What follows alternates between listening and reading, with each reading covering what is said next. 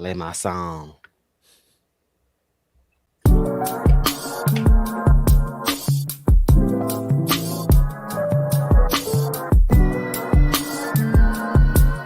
Yo.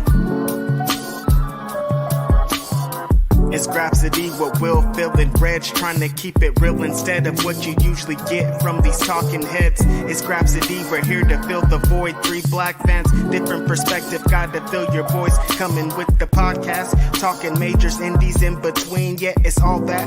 And we're down with Fightful, better fall back. Coming for respect, we connect like a ball bat. No need to double check, these are all facts. You're listening to us talk raps.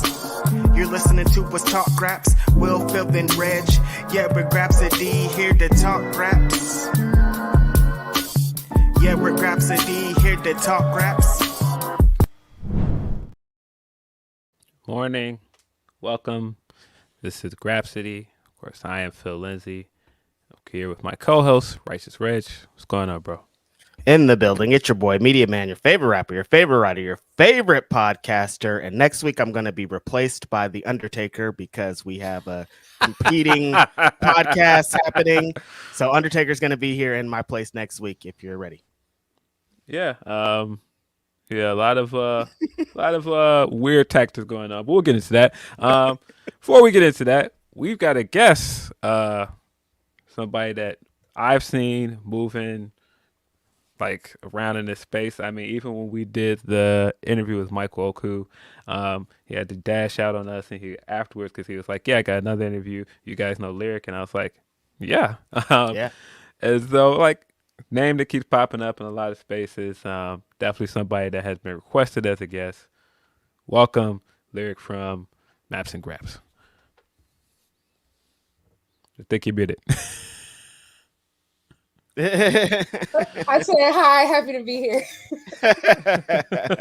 Thank you very much for joining us, Lyric. Yeah, just as Phil was saying, we've been seeing a lot of you in this space for a while. You've been out there cooking, been out there in a couple of press conferences and things, been at some wrestling shows, been very busy very recently. How has just the overall landscape of pro wrestling been for you as a writer and as a fan? It's good. Like, I just love exploring. I love like getting to travel and see different things, different places, and also just honestly, I feel like I'm learning something new every day, whether it's Japanese wrestling, whether it's like, more indie stuff, whether it's obviously British wrestling, which I've been getting into. I'm just learning more and more and just sharing as I go. Yeah, definitely need more black women in this space. So it's always cool to see black women in this space that are enthusiastic about wrestling, that know their stuff, and like people are interested in hearing from them. Because as soon as we put this tweet up yesterday, this thing got a great response. So I'm like, people definitely want to hear what Lyric has to say about AEW or any other topics we have going. But Reg, we are officially 2 years old. Oh yes, that's right, Phil. Grapsody is 2 years old. That's crazy. Thank you so much. Yeah, it's been a wild journey, man. It seems like more than 2 years at this point. Like I'm like, it's only been 2 years. Like we've been doing. It seems like we've been doing a lot. I mean, we have had our 100th episode at Starcast. We've interviewed a bunch of amazing wrestlers and been having fun legit every Saturday for the last 2 years. So. I mean, it feels like we've been going for a while, my brother. Yeah, it does. I don't know. We officially hit the 2 year mark on Monday, October 2nd.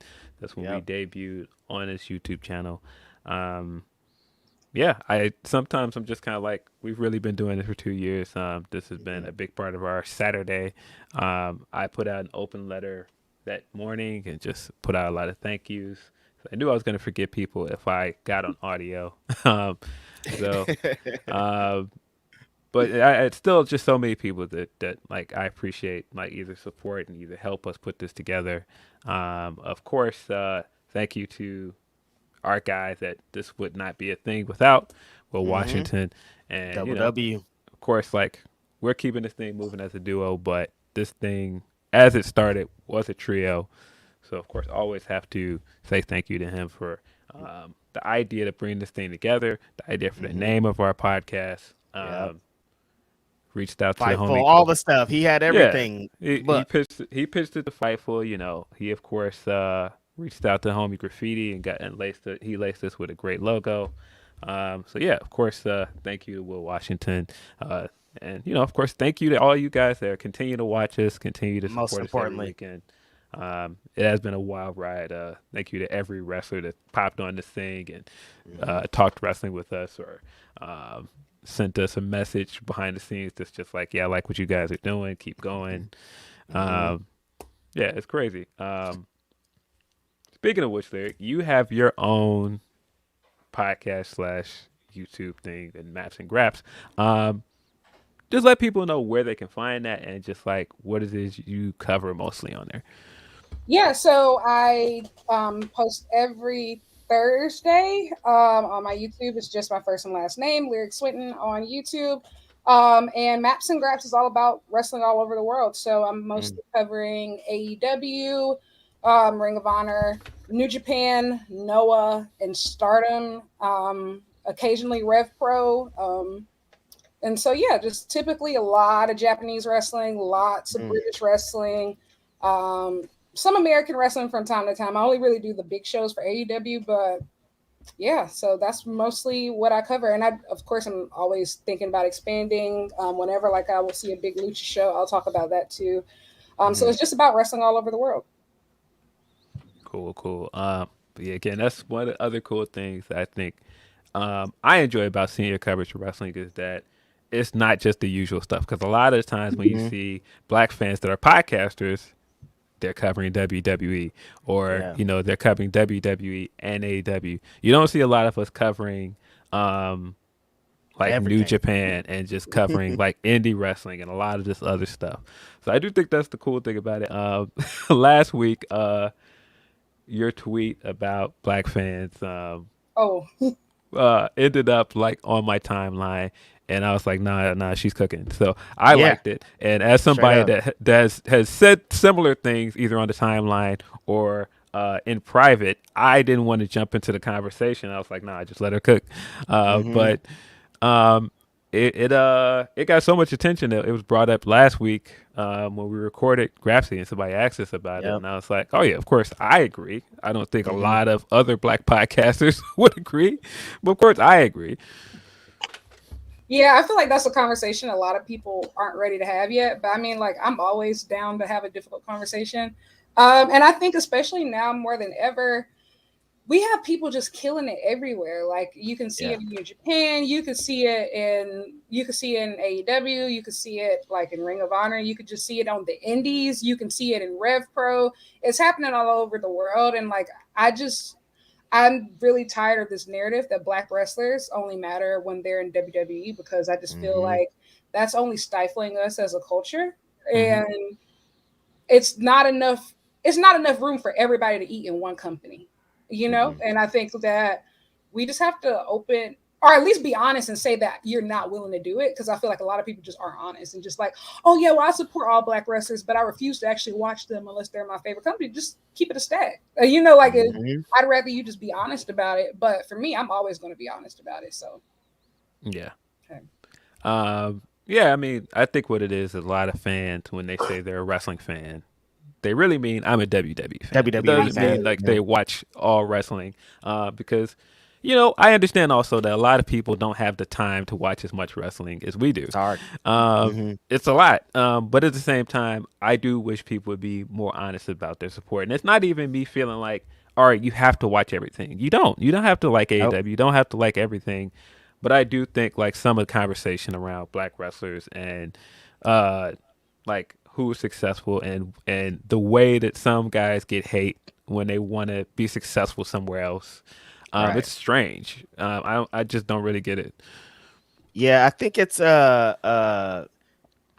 if people were honest, things would change. It's a combination of fake support. A lot of people are just it's not even really about support. It's just about getting this tweet off and telling you guys are dumb. And they just don't really understand. A lot of people don't understand or know where to get wrestling beyond WWE and AEW. It's presented right there to you on cable. It's all right there in your face. Like if you want to find some wrestlers, you want to find like the ones that nobody's talking about, you really have to research, and people don't have time for research. People don't want to research at this point when the WWE has told people for a long time that's the best place to be. So why would I look anywhere else? Yeah, for it's sure. Stockholm syndrome. Yeah, it kind of is, and I think the funniest thing about it is people getting upset, like, oh well, you know, this is the best place to go if you're a black wrestler. But this was also like days before, like 4 days to the date that Kofi Kingston got squashed by Brock Lesnar. And I'm just like, this company has done good things with black wrestlers, but they also have a track record that looks a little funny in the light. And then days later they tricked us. I think they also did. Like the track record before 2015 is like abysmal. You know, like a lot of these are very recent successes, and like if we want to be honest, WWE probably did more damage to black wrestling than any other wrestling company, and they're only just now starting to catch up. And that goes for women's wrestling as well, but that's a whole nother conversation. This is a conversation I think about all the time when people talk about AEW's women's division, which, you know, there's justified criticism of AEW's women's division, but when people act like WWE has always had it together. No. They spent an entire decade, longer. They spent over a decade getting this completely wrong. Bra and panties matches, fucking mud wrestling matches, evening gown matches, like fabulous, all the wild stuff. Moolah to American women's wrestling, and we're still dealing with the effects of that to this day. And that's why we're light years behind other countries because of that. And like, it's really funny when people are like, "Oh, WWE's the savior of women's wrestling." Like, they created the problem. I would hope they would try to fix it eventually. Right. Yeah. I don't know if people remember, but you know, the first black women to be a world champion had to go out of this country to win a belt. That did not happen in the U.S. That happened in Japan. So. But, you know, a lot of people don't be knowing the history. They just started watching and they just know, all right, women's revolution, that saved women's wrestling. But, you know, and it fixed a completely self-inflicted wound. Yes. I mean, the problems are still happening. Like, matches still getting cut, 2 minute matches, but we don't talk about that because, you know, it's the saviors. But... Yeah, having 2-minute matches still is like, what are y'all doing?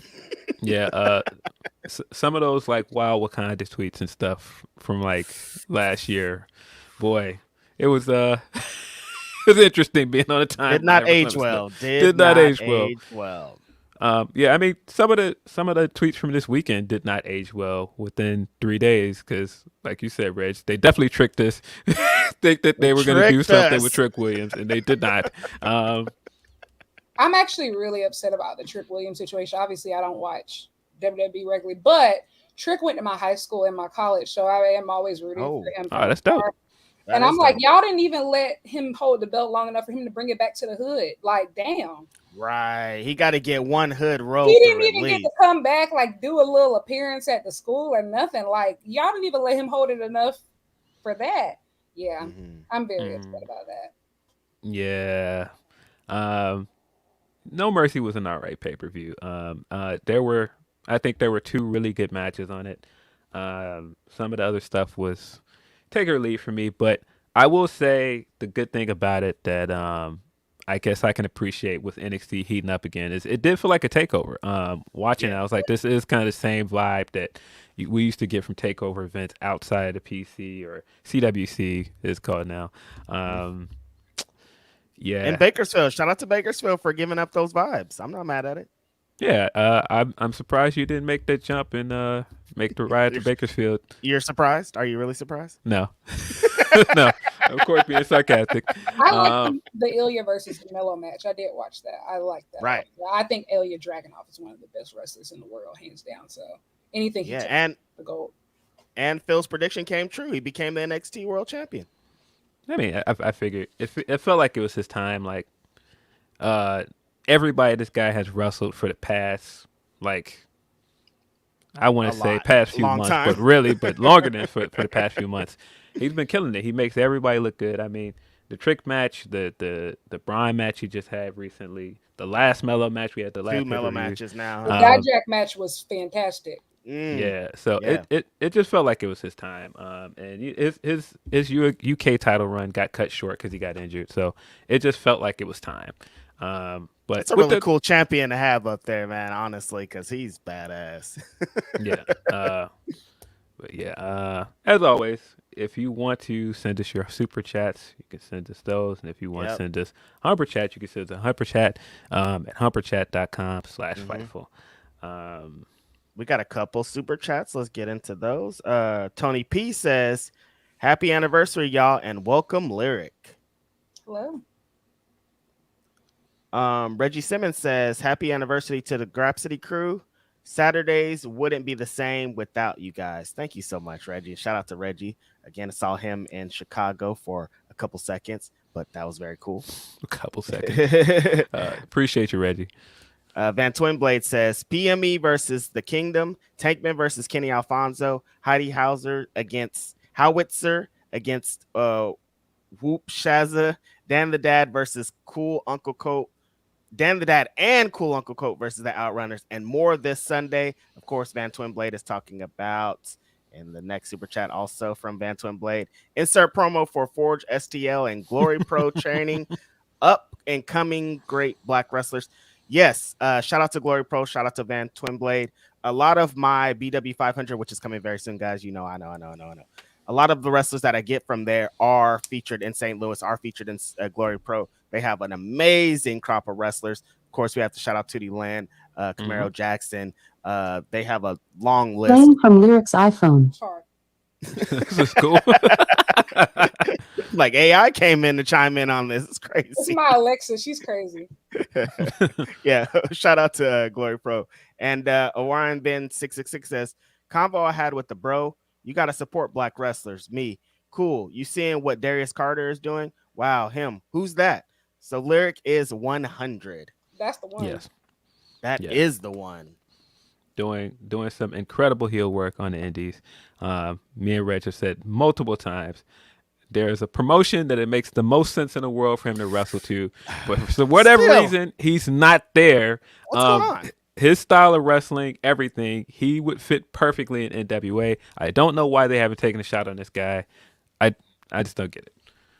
Like, it's a promotion built around this guy. He does what they would want. Like, it's like perfect match. And like, me pitching a wrestler to NWA sounds crazy, but I'm like, you guys, open your eyes. He's the one. This should be a no-brainer. Yeah. There was the same thing when Darius Lockhart was there for a brief second. I'm like, yo, push this guy to the moon. Make this guy your champion. Nope, we're going to go with Tyrus. Yeah. I don't know what we're doing. Shout out to D-Lock, though, back in the game. Very excited. We want to have D-Lock on our show very soon to talk that amazing new company you got. And I'm trying to get involved with that because it looks like there are a lot of dope stuff going on out there. Yeah, I can't wait to go. It's in my area, so it's going to be cool. Sweet. Lucky you. Wow, that's going to be really dope. Yep. And then our last super chat for now is from Bragov. He says, "Happy 2 years. NXT Mania is going to be crazy on Tuesday." NXT Mania. Yeah, appreciate you, Bragov. Yeah, seriously, though. Phil, the Undertaker. They got the Undertaker on the show. This is ridiculous. Yeah, we got a few Humper chats, but while we're here, we might as well get into this topic. So of they course, made a call to Mark. Like, Mark, yo, we need you. When he's like, when WrestleMania ain't till March. They're like, nah, we need you on Tuesday. Tuesday for what's what? on Tuesday? Like, what's on Tuesday? What's on Tuesday? What's on Tuesday? So of course, what we're talking about, in case you've been living under a rock, AEW will have a special episode on Tuesday, like they did last year, because MLB is taking their time slot because of the playoffs.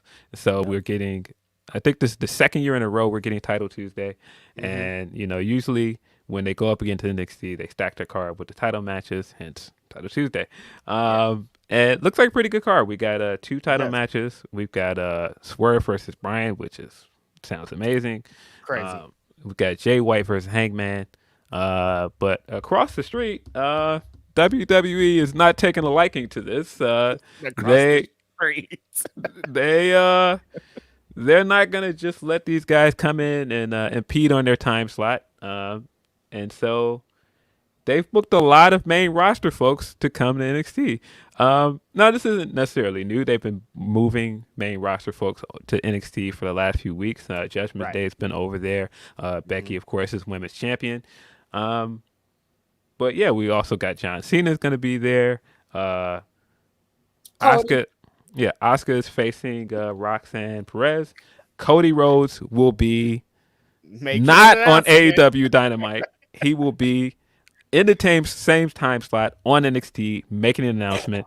And then, of course, we got the rumors last night that there would be Undertaker. And then the commercial aired for this episode, and the gong was at the end, which seems to be hinting that we are going to get Undertaker. The second I heard the gong, I was like, oh, no, Roman told them nah. That's what happened. Yeah. Roman was like, I will not be there on Tuesday. Y'all ask somebody else. Facts. Y'all better call Big Bro because I am not showing up. Not me. That is really funny, though. Yeah, I'm 100% sure that they called Roman. I mean, he sent Paul Heyman. He's like, no, send Paul Heyman, bro. I am not showing up to NXT. What the hell do I look like showing up to NXT? This is not surprising. First of all, it's WWE. Of course, they would do something like this. But the Undertaker is just like, that's a hearty chuckle, you guys. Like, y'all don't even bring him out for SmackDown and Raw, and y'all are bringing him out for NXT. Like, come on. Like, you guys are being apparent, but this is like, is he going to stand up? Like, yeah, what is he going to do? Is he going to do the one-man Taker show? One dead man show? Could you imagine, Lyric? Undertaker just talks in the ring for 30 minutes? That's all he can do. Yeah, I'm not sure what you're gonna do. Is he gonna have like a confrontation with Joe Gacy? Like, this episode is all talking. Like they just it's just talking segments. That's it. Mm-hmm. Just talking. Mm-hmm. Yeah. Or like they've done this before. Like, remember before WrestleMania, they would do like that. You see like Becky Lynch backstage, and she'd say like one sentence, or like somebody will be backstage and they talk and give advice or something. Probably gonna be something like this. Like somebody's gonna see Undertaker randomly in backstage, being like, "Can I get some advice, old school?" It's gonna be so stupid. It does not sound good. Not sound good at all. I mean, the women match sounds dope. Asuka versus Roxanne is gonna be dope. That is dope. But yeah, the rest of this, I'm like, why do we need this? Like, and then the other match is what? Melo versus Braun, with Cena's in Melo corner and Heyman's in Braun's corner. Yeah. What? I mean, the match itself will be fine, but why are we doing it? I mean, the only connection there is between Melo and Cena is, of course, Melo did the homage to Ruthless Aggression when Cole was still champion.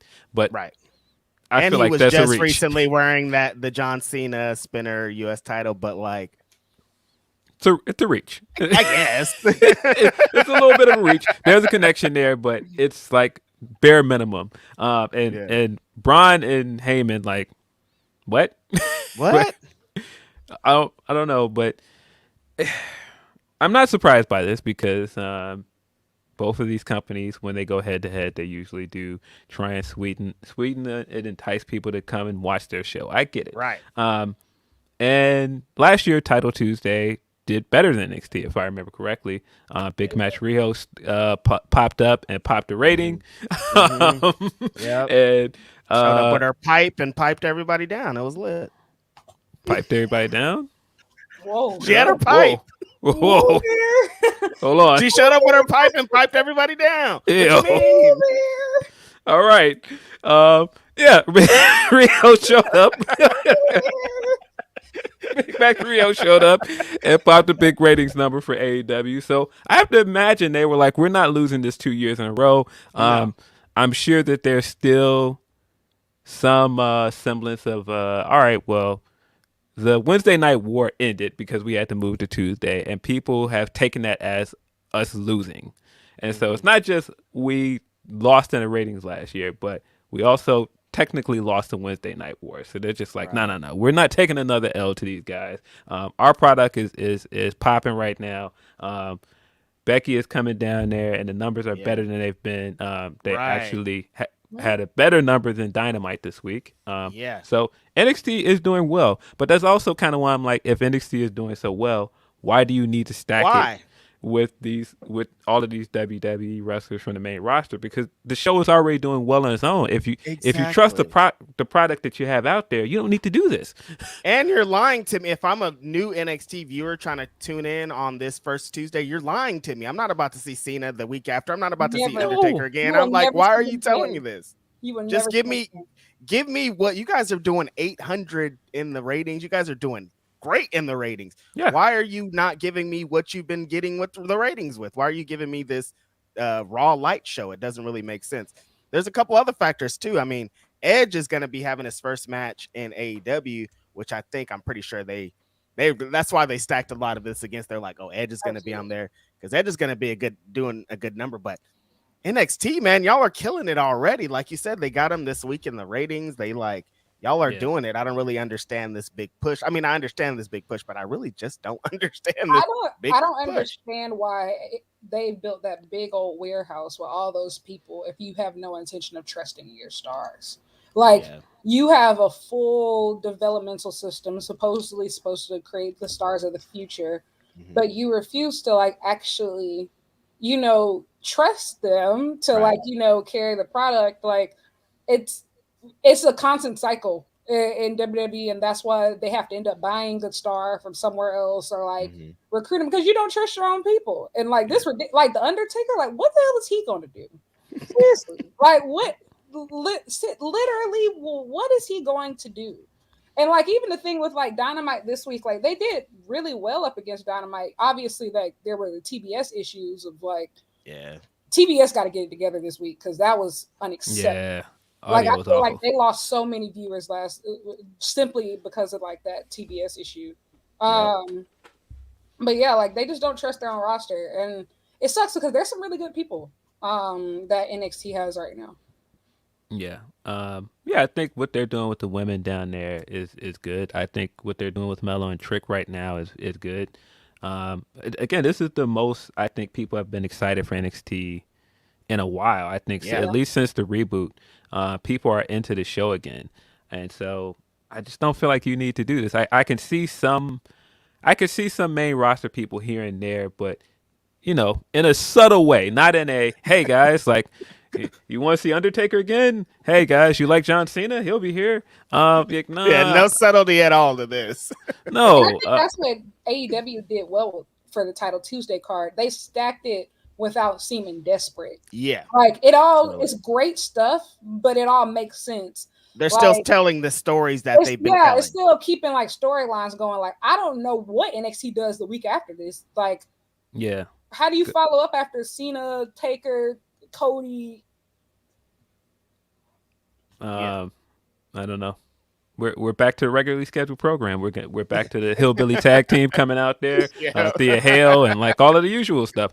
Um, I don't know, but on the other side of this, AEW does have a good show. I mean, I do think that if you're a fan of either show, it's a good night because I think that both are going to Yeah. be exciting to watch. But I'm excited to see what AEW does. I very much am curious now. Do you pull the trigger? Is this where you break the glass and you bring in Mercedes? Because you do have a title match here. You do have Yep. Sheeta going against Saraya here.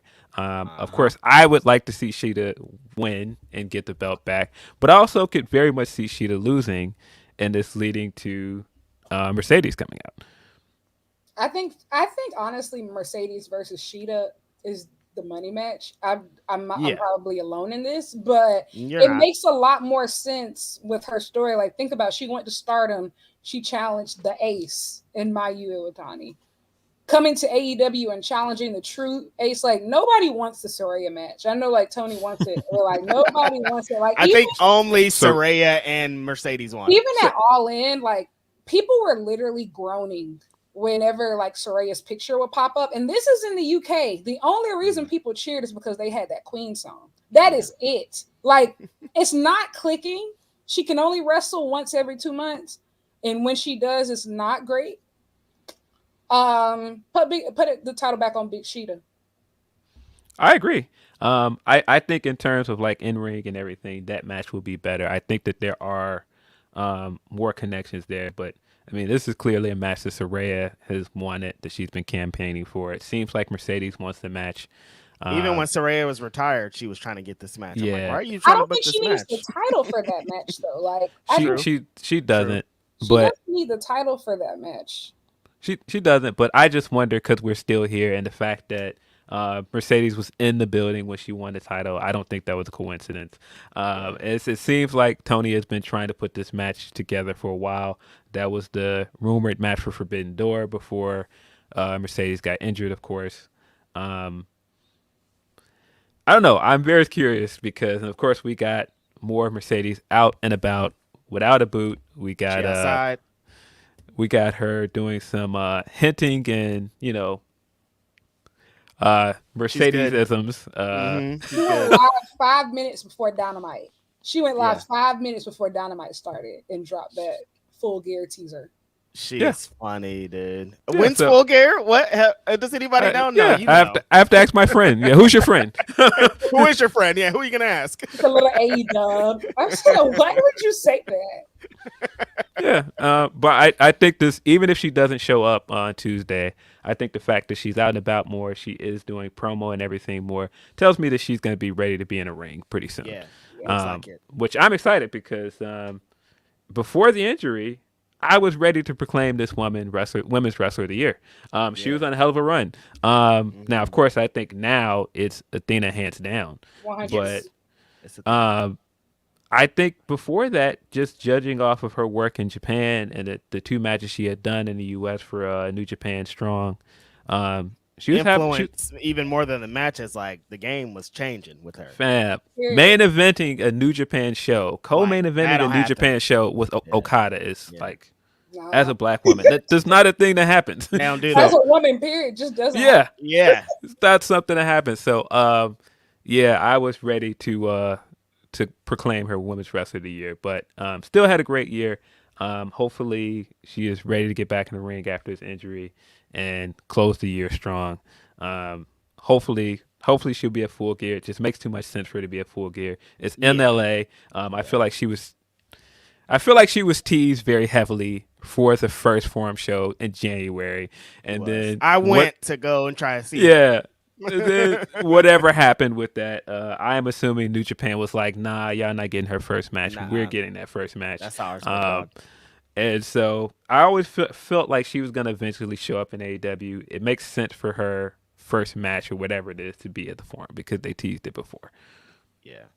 And it's the Forum. A lot of history. I think that show, I think they're going to try to put on a big Full Gear. I think just because the last couple shows they have been putting on big shows, but I feel like Full Gear is going to be something different. So having her on the card is a big deal. Yeah, I'm ready to see Mercedes, man. She's been, even the stuff while she's been injured has been fun. Like she's just been having fun, just doing interviews, being around, just looking like she's having the best post WWE run that she could have. It's really great to see. I'm ready to see her back in the ring though, and super excited. I think the card though, man, I mean, Bryan Danielson and Swerve, you could have said anything else, and we haven't even mentioned my big homie is about to spinebuster Chris Jericho through this AEW ring on Wednesday. Shout out to my dog, Black Pants, Tim Boots.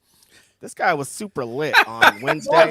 Like I said to you guys, we are Don Callis family around here. The big homie has joined up with the dog. Why are you laughing, Lyric? We're not Don Callis family over here? No. Dogs is out. I'm a Kenny Omega stan. I can't be Don Callis family. But I am very, very happy to see Hobbs and Don Callis family. That made me very happy. He beat down Kenny Omega on Wednesday. What's up, big dog? Yeah. This was a very long beatdown segment. I was like, this thing is still going, huh? I said, whoa, damn. Kenny been getting his ass beat since I don't even know, since Forbidden Door. Like he's just been getting cooked. He has been getting whooped. Yeah, you're right. He got to do something about that. You're Kenny Omega, man. This is yours. Where are your friends at, man? What's going on? Where are your friends? Are going to be crazy. I can't wait. We're your friends. Why? Well, he's like, Kota Ibushi's my only friend now. I'm like, I'm pretty sure Matt and Nick Jackson are your homeboys. Hangman Page could help you. Nope. Hangman Page getting his ass beat too. What? Yeah, He is. I guess so. He is. Yeah. It's hard for them elite boys out here. It's okay. They about to bounce back. I will say, Bucks versus FTR at Full Gear is going to be crazy. Yeah. And I which makes me think, like, obviously these last couple pay-per-views, there's been a huge focus on secondary titles. Yep. And so obviously MJF versus Jay White is announced, but I mean, anything could happen as far as like, possibly the tag match main event, possibly, you can pull the trigger on the women's title, possibly main events, and if you have Mercedes in the building. So like a lot can happen there. I'm just waiting. I was very surprised because they were like, the tag match can happen anywhere. I'm like, all right, Tony, just go ahead and say it's going to be on Title Tuesday. And just go ahead and just blow the whole load. Why not? Right there. Announce it. I mean, I honestly think they should have had a max title match on Title Tuesday, but that's just me. Yeah, I figured they weren't doing that. I thought at the very least we might get a tag title match, maybe like Ring of Honor, but at this point, because we don't have Adam Cole, like, I don't know what we're doing with that. We'll get into it, Reg. I can feel the energy coming up already. I can feel it welling up. Let's jump into some of these humper chats before we move forward. Yeah, we're all the way off the page now. Hold on. Nice. Okay. Appreciate y'all. From Arduit, he says, for Grapsody, Phil talking about Punk on Ask Graps saying, I'm a survivor, got me imagining Phil Brooks singing in the intro to Reba Show. I'm a survivor. It's hella funny. Nah, man. That sounds really, really funny. That does.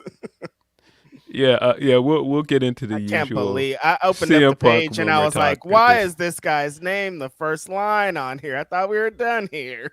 Well, I know where we were because we were recording an interview and I was looking at my phone. And that's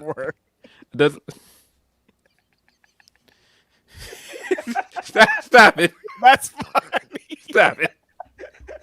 So I know where we were at the time. And I looked down at my phone, and that was all that was on the timeline was CM Punk stuff. I'm just like, don't. Come on, man. I can't take it anymore. I'm done. I'm good. I'm done. Keep it, you guys. Just like keep it. Just keep it. I don't want any more. Every variation of him and all his friends muted for the longest. I can't take it anymore. Like, just do what you got to do, bro. Just him and all his friends. I can't do it. I can't. From Tony P says, Petty People of the Week, NXT booking next week on TK's B Day at that. It is his birthday. It's business. They don't care about that. They don't care about that at all. He goes, this is super nasty and funny. I love it. The stripper that badmouthed Lotto. Moving on. I'm done. I would have done that shit too if you took my shit. Drake's still throwing shots at Riri and Rocky. Give it up. She got 2 kids and is a millionaire. Rocky not battling you. He already won. Nigga ever thought, baby, it's a you issue this whole time. And for a second week in a row, doing some nasty work. Cronin and a Blazers bitch ass front office. Tony P is clearly a Miami Heat fan. So I'm sure. Heat fan. Oh, really? So I'm sure that this is him being upset that he thought maybe you guys were going to get Drew Holiday, and Cronin was like, "No, I'm not giving the Miami Heat nothing." Sending him to sending him to Boston Celtics. This guy gave players to both of Miami's biggest rivals right now. Yeah, it was crazy. Our offseason has been ass. Like, yeah, oof. I don't know what Pat Riley is cooking, but he might want to get out the kitchen. And I've never said this before, but I think it's time. You think it's time? I think I've been a fan since 2006. Yeah, it's time. Yeah. He needs to hang it up. Jimmy tried to restore the feeling with his emo hair during media day. Jimmy Butler continues to be one of the most entertaining basketball players ever. He's amazing. Just with the off court stuff, his stuff on court. Yeah, I got a good laugh out of this. All of the memes that came from his hair and everything, all of the videos from it. He said, "This is how I feel internally." I said, "He just like me for real." Nah, this was great, man. 10 out of 10. No notes, man. Yeah, no, you got it. You did it, Jimmy. I wish. I wanted him to win the chip so bad. I did too, man. I really wanted him to win, but can't be too upset at the Denver Nuggets. But yeah, right. I can. I mean, I did want Jimmy to win, though. Fair enough. See, Tony Petit got some more for us. If I'm a star, why would I go to your team when you do shit like that? I know one thing. Hero is in a salty mood. Cronin better hope he don't play his way into All-Star selection or something close to it. Then Blazers fans will be wanting his head. Yeah, I mean, it's business, man. I get what it is. On the Drake tip, I do think that he did a lot of corny things on this album, including the re stuff that, I mean, allegedly that's what he's doing on that verse is throwing some shots at Rihanna and Rocky. Also threw a very weird shot at Esperanza Spalding over the. You haven't seen this lyric? I put Drake down like 2 projects ago. So he's still upset that he did not win Best New Artist in the Grammys. Yeah. Oh my God, that was so long ago. Yeah, he's the boy. So Esperanza Spalding won that year, and so he threw some bars that way about, hey, she won this. Nobody even talks about her anymore. Oh my God, because she's working over it. She's working at a college and she's moved on with her life, bro. Like, what are you doing? Move on with your life too, Drake. Get there over it. There were some other like weird shots at other people in there that I'm just like. My biggest takeaway from this album, and I didn't dislike the album. There's a bunch of songs on there that I do like. But my takeaway from this album is I need this guy to get some help, man. Like it just feels like go to a therapist, dude. Rap is not your therapist. The music just feels like therapist. He's just holding on to so much stuff. He has not been the same since the Pusha T beef. He's 36. He is 36. He just hasn't been the same since that beef. I think all of the going-ons with Kanye and Pusha have just like, it's just not. He's not got over it. It's very I clear saw an article last night that he's taking a break or something on BBC. Said that he's having stomach issues, so he's gonna take a break. Good, take a break. Get some therapy, big dog. When Tony P was describing why he was mad at Rihanna, though, I was like, I mean, if you're a big hater, that is extra reasons to be mad at her. You went and got married. You got 2 kids. You're a gazillionaire. Like, honestly, did the Super Bowl? Like, you're making all of this money not doing music with another nigga too? Hell no. I'm about to throw shots. I mean, listen, man. I enjoy a little pettiness every now and then. It's funny. And don't get me wrong. I'm not one of those people that are like, Drake needs to grow up. No. A big part of his appeal is that he's toxic. And I mean, sometimes like, how do I phrase this without people getting ready to get me out of here? Because I feel like people are already like typing the tweets right now.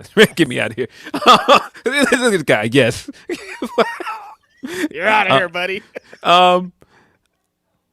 I get it. I get that this is a character for him in some ways, but it's blurred the line enough of how much of this do you really feel this way and how much of this is just for the raps. Because, of course, everybody that gets the raps off is lying about something. So I would wager some of this is to get attention, but some of this messiness does feel like, bro, let it go, man.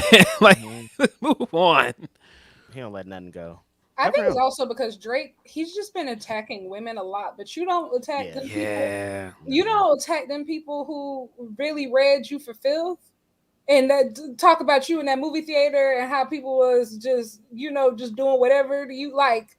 You didn't talk to them like that, but you just attacked black women so carelessly and just he's a pillow talker. I think like that's also one of the things that makes him so bad now. He tells everything.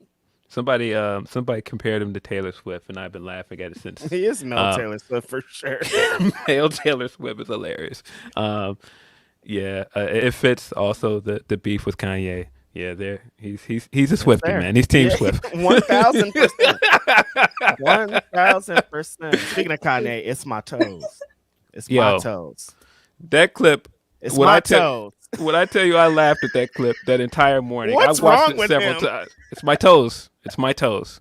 I don't know if you know the context of this lyric, but Kanye, there's this video that popped up on the timeline of Kanye getting a pedicure in a room with Ty Dolla Loc and a bunch of other people in the room. It's just him like randomly getting a pedicure, and I guess like the woman did something and it hurt him, and so he sat there for a minute and then he hopped out to see and was like, "Nah, I'm done. I'm done. It's my toes. It's my toes. It's my toes. I'm done." It's my toes. It's my toes. She's trying to explain what she's doing to his feet. He's like, "It's my toes." It's my toes. That sounds like him. That sounds 100% like him. It is really, really funny if you haven't seen it. It's very, very funny. Who found that video? I've had Kanye muted too, so I think that's why I haven't seen it. It hasn't come across. Yeah, I've tried to stay out of the Kanye news cycle as well, but this was very, very funny.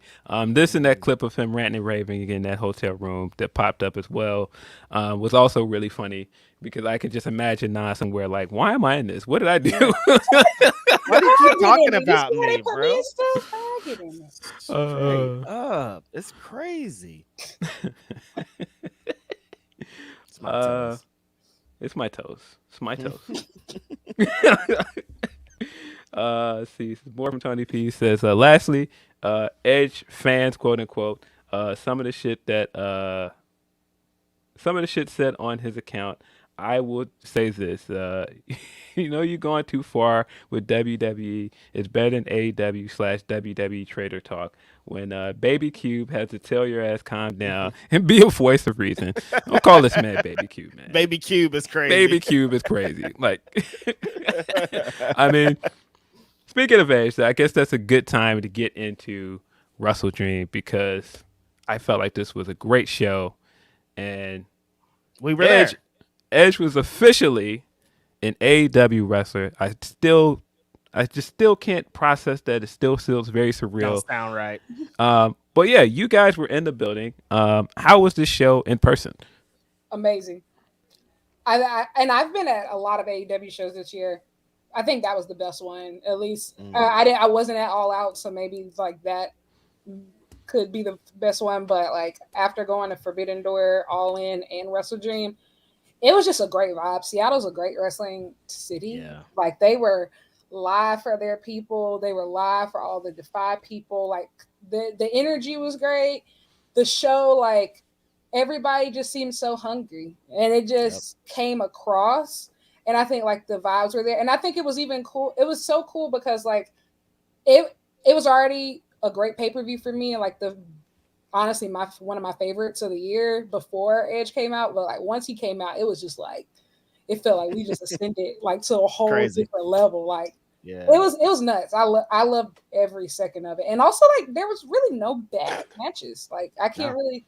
There was nothing that didn't deliver. So this was sorry guys. This was insanely fun. I got to Seattle pretty early, and the energy for Defy, people were chanting for Defy like as soon as they started lining up, and the energy for Swerve was so crazy. People were doing the Who's House, Swerve House outside of the arena before we got in. When we got in, they were doing it as the show starting. Like I said, there's if you've been to a wrestling show, it's gotten to if before the matches start, people start chanting things like "what" and "woo," Ric Flair and LA Knight things started getting over. Now Swerve's thing is a part of that. Every show that the last 5 shows that I've been to, people have been like, "Who's House, Swerve House," even if Swerve's not supposed to be there. It was even crazier to see the energy in Seattle though, because they love their people so much, man.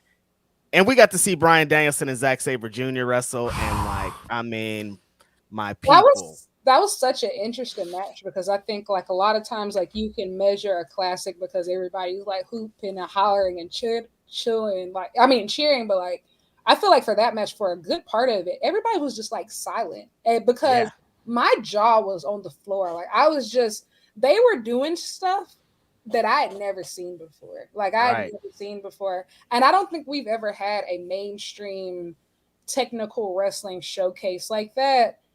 Definitely not this century. Like, but definitely not in the West. Like, I'm not sure like we've ever seen anything like that. I mean, Brian himself started crying afterwards. He was crying. I never felt anything like this. And like, I felt, like I think that feeling, fans felt it too. Like it felt like we were witnessing history. Like this is like a whole different type of wrestling. And Zack Sabre Jr. has just been so excellent this year. Like this excellent. And I think I feel like this was his coming out party to the rest of the world. And it couldn't be any more well done. Yeah, Lyric, I think you're exactly right. I think because while we were watching it, they were doing so many things back to back to back. We didn't even have time to be like, they were just like, as soon as we start to react to something, they're doing something else. It was like, this is crazy. They're countering each other. They're doing crazy strikes. They're trying to break each other's limbs and stuff.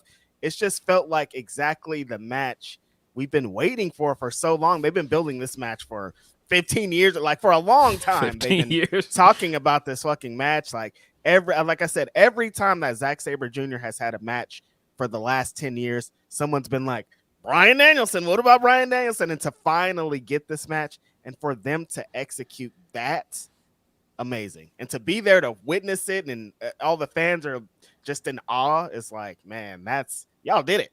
Yeah. And I think also like, I walked away from that. I think Zack Sabre Jr. is the best technical wrestler in the world. I think Bryan Danielson thinks that too. But like he like his skill set, like I've seen Zack Sabre Jr. make up submission holds mid match. And it's not like I don't think Bryan can't be, but Zack Sabre Jr. has wrestled this style more consistently for much longer than Bryan has. Like very rarely, and Bryan will tell you himself, like he hasn't always had opponents who can keep up. And do the stuff that he would like to do. But like Zack Sabre Jr. like forces his opponents to wrestle how he wants to wrestle every time he wrestles.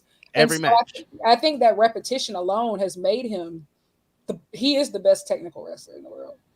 Yeah, I think that he is, but I think that the counterpoint I'm sure a lot of people would say is he came to America to wrestle this guy because he's considered the best. Yeah. It's the same reason why Gresham wanted to match. It's the same reason why you hear guys like Lee Moriarty and all these other known technical wrestlers speak so highly of Bryan because he's done it on such a big stage. And I agree to Zach in terms of like what he's done. I mean, Zach is among this resurgence of secondary champions this year. Because his run with the television title has been incredible. Ugly ass belt, but great run.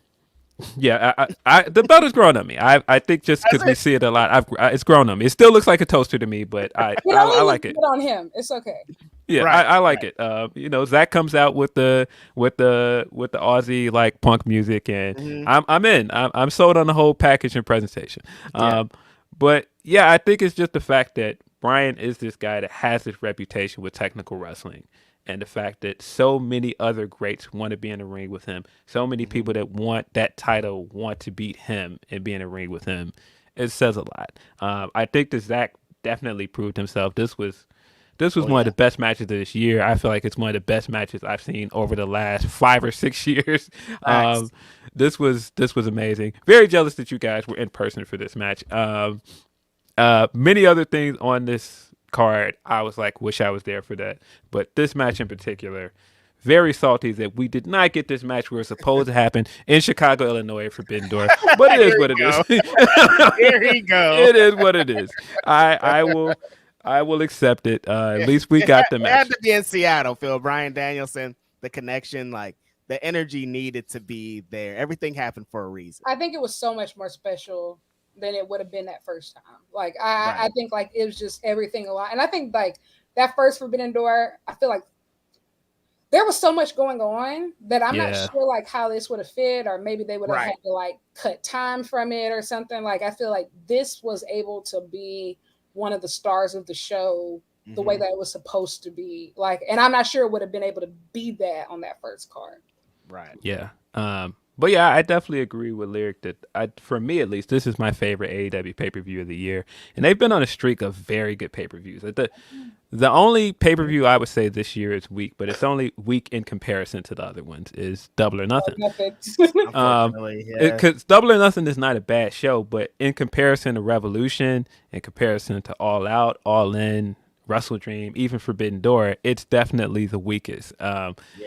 But I feel like, they've been on this run this year of like 3 or 4 shows in a row where they have not missed. All Out was very good in spite of everything that was going on. All In delivered in front of the UK crowd, and this show, I feel like this show was fire. This show was fire, man. Like I said, I think this was my favorite. We got Eddie versus Shibata, which was special. Incredible. Yes, incredible. I mean, Eddie is on a run. Talked about Swerve too. Swerve and Hangman was insane. That one was special, and I think like Yeah. that one, I was really happy to be in the room for that because I feel like that was Swerve's coming out party as an AEW top guy.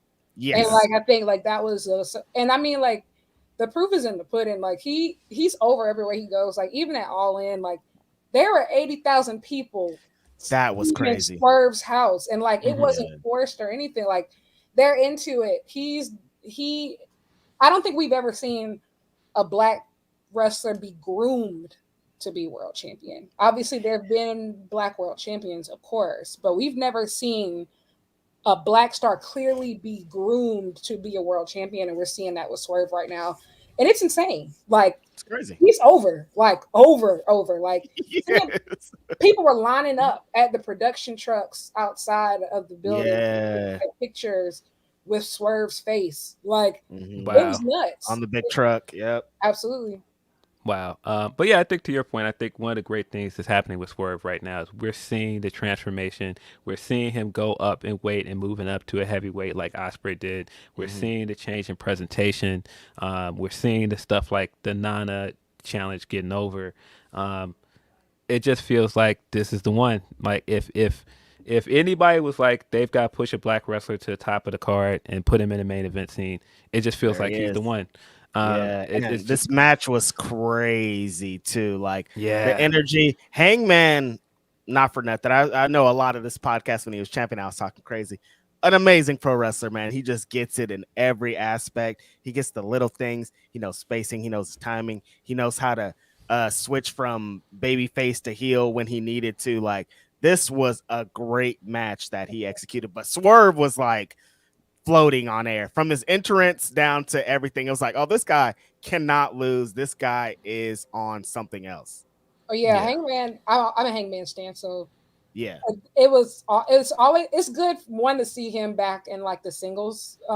Yes, on a singles run, but I think also like he can give just about anybody their best match on any given night. He's just undisputed. I think as a wrestler, if you go on Cage Match and you look at highest rated AEW matches, he's in a lot of them, singles, tag, and trios. And so like him paired with Swerve was great, but like Swerve is also, he takes every opportunity and he over delivers. Like he over delivers. If there was ever a proverbial brass ring to grab, he's grabbed it. Like he's done it. And even after he won, like the way the whole crowd started doing it, Nana after, it's like crazy, insane.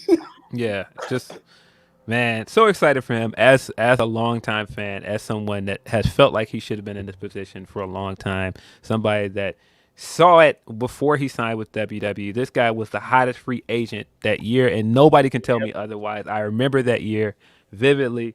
But yeah, he's would putting it all.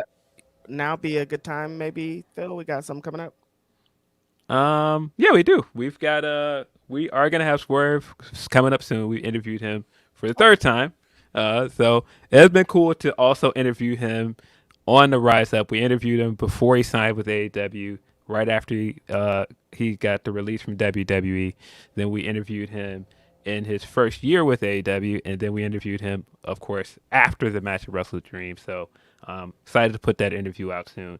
But it's cool that he's putting everything together, man. Like I just seeing him put it together as a promo guy, seeing the character stuff come together, and this guy is still that guy in the ring, man. The variations I keep seeing this guy pull off with the house call, that transition that he does into that brain buster, it looks smooth every time he does it. Yes. The rolling flatliner he does, like all that stuff. Just like how he connects all the moves together. And then like I think beyond that, he's always been a great wrestler. He just like, you can feel him being the top guy. You can feel him like reacting in moments that he wouldn't have previously, and like being in positions that he wouldn't have previously been in. Just like knowing who he is as a pro wrestler. That's really important. I think a lot of young wrestlers, that's where the level that they want to get to, of like they don't even know who they are. They don't know what their character is. They don't know what kind of moveset they have. They don't know anything. And he feels like locked into knowing exactly what the character Swerve Strickland is, and we're seeing it right here. Jericho and Kenny, they said that at the media scrum too, of why they like him so much. Of he knows who he is. Like he's not pretending to be anything. Like he knows his character, he knows his role, and he knows how to get it over. And I think especially with him as a heel now, they've done a really good job of like having him have, this faction in the Mogul Embassy. But you sometimes you see heels get overly dependent on like their muscle. Mm-hmm. But when it came time for him to get into the ring, he can still deliver. Like, and I think like that is what separates him like from a lot of guys. Like he just delivers in every situation. Yeah. But yeah, we also got I felt like one of the gems of this card that over delivered in my opinion in the TBS title match. Absolutely. Mm-hmm. People were very excited for Julia Hart, like more excited than I thought. I think the moment of this match where I was like, nah, they've got something with Julia is when she pulls off the spider suplex and you could see everybody getting up and getting excited for the moonsault. And then when she hits the moonsault, the big pop and the oohs and ahs for it. They've got something in her and they've got to run with it. And I mean, Statlander. She don't really miss with matches. She's been on a good run with the belt. I wish they would give her more like storylines and like feuds and stuff, but the matches have been hidden. I think this is exactly what we've kind of been pitching for women's wrestling, right? If you invest in the wrestler, if you give them time, you give them storylines, you give them things to do, the fans are going to come along. And that's exactly what's happening here with Julia Hart. Julia Hart just has been in everybody's faces and on everybody's eyes that eventually you're like, whoa, well, she is really good. She is this. And now we're seeing it right here. It's like invest in the women's wrestlers and people are going to want to see more of them. I think that Julia, she just took advantage of every single opportunity. Like obviously, I feel like House of Black has just been very like up and down for various reasons, but she has showed up and she's been consistent. Like I feel like no matter what's happening with the rest of the group, her and Brody King, I think counts here too, is just very consistent in getting her character over and doing the work. Like she just has always made the best out of the situation. I think that it's been really, really resonating with folks of just, I will say, out of all the AEW shows I've been to this year, that was the first time for a women's match where literally nobody moved. Right. Like everybody was in their seats. Everybody was hot for this. Like, and I think that Chris Statlander, she's just been so consistent. I know she wants like this Orange Cassidy type run of just being on TV every week and just going through the competition. I think she's done a great job of that. I'm interested in to see who emerges like next for her.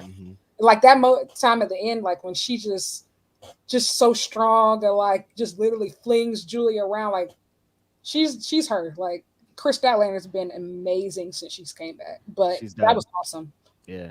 Yeah, I really like the finish. The two pile drivers looked really, really grisly. I thought it was a cool way to put Julia away and again make Julia look like a big threat. I'm very excited to see what else Statlander does with the belt. I kind of feel like Toni Storm should be the challenger at Full Gear. I feel like it makes sense for a lot of reasons. But yeah, the only thing that's really missing, like I said, is just like the storylines and just like let these women get in there and cut promos. Like I thought that was, if anything, I had a issue with the Julia stuff. I'm like, all right, it's cool that she's in here after the matches, and the Brody stuff that he did was great, where he gave the exposition of, oh, she's beat all these women. But I'm like, yeah, but why couldn't Julia say that herself? Why did you have to say it for her? Right. She could talk. Yeah. And if she can't, give her the chances. Like you gotta see what you have, man. You gotta give her the opportunities to develop as an in-ring promo person. If you don't, then she's never going to get any better. I will say, I think that's one thing that AEW has done, as far as like women don't have as much of a leeway to make mistakes. People heading into Double or Nothing, like the Pillars got a million opportunities to bomb on the mic. Like I cannot put into words how many times between Jack Perry, Sammy Guevara, MJF too, honestly, and Darby Allin, they got up there and stunk up the place on the mic, but they keep getting opportunities to like get better. And I feel like the women's division, and I blame Saraya for some of this, like you gave her a mic one time, and now the women's divisions can't get mics right ever again, and it's just like it shouldn't be that way. Of just like people are gonna make mistakes. Now she shouldn't have been making mistakes, but like for these homegrown talents, like you have to give them the ball. Like think about somebody like Scott Blue. She's on TV almost every week. Yeah. How many people have actually really heard her talk? Exactly. I don't know what her voice sound like. Exactly. That's what I'm saying. Like, I think you're right that they don't have the same commitment to the women. Like, if the women, fail, like I feel like that was a thing with Thunder Rosa's title reign as well. Like, she had some promos that didn't exactly hit, and then it was like, all right, well, she's just a bad promo. I'm like, yeah. But keep giving her the opportunities to improve though. Like, she has some of the other stuff working for her, so. And they put her out there with Vicky, and they just doomed her from the beginning. It's like you guys didn't even give her a chance. That is kind of an AEW women's issue. Is it feels like it's a lot of one and done. It's like, oh, we tried it once and it didn't work, so let's never try it again. And that's funny, Phil, because we just talked about this on Ask Grapsody, and Lyric said it's essentially the same thing that we said. Sammy Guevara has gotten like 100 times to try, fail, try again, fail. Like it's infinite opportunities for him to do that, and they don't give the women those same opportunities. Yeah, my guy is on what change turn number 4. Like he's on Big Show levels at this point. Jesus, seriously. Yeah, like come on, man. Like that's why I'm like, I'm not one of those guys that's just like, oh, he doesn't care about women's wrestling at all. He being Tony Khan, but I do think like some of this stuff does not make him look good. The fact that he does not, seem to have the same commitment to the women. I think I was about to say, yeah. And I think also like, especially with Ring of Honor, like people, whether people are watching it or not, if you are watching, you'll see like the women are talking all the time. Like they're talking all the time. They have multiple matches. They have like 4 matches on some shows. Yeah, like numerous matches, talking segments. Like there's so much character development I feel like happening. I think that right now, the selling point of the Ring of Honor in its current iteration is the women's division. Like if you want to see the women from the AEW roster like talk and wrestle and showcase their skills, Ring of Honor is it. And so I don't know, maybe it's a network thing, but that just doesn't seem clicking. Yeah, that is interesting, Lyric, that you bring that up, because if you watch that show, you're like, damn, this fool does like women's wrestling. He loves it. Sometimes the matches are like back to back. They all have stories. Everybody's doing something. Like, yo, what's going on here? This is a women's wrestling show, and the matches are hard too. So it's like Athena versus Layla Hirsch slap, by the way. Very good match. Yeah, I don't know what it could be a network thing, but I don't know. I think it comes down the ratings play a big role, and like if he sees a dip in the thing. But recently, the women's segments have been doing great, so I don't really understand what's going on. It's because they've been investing in Julia. I think, like honestly, I think Julia is the person that people have been most invested in since Jamie Hayter got injured.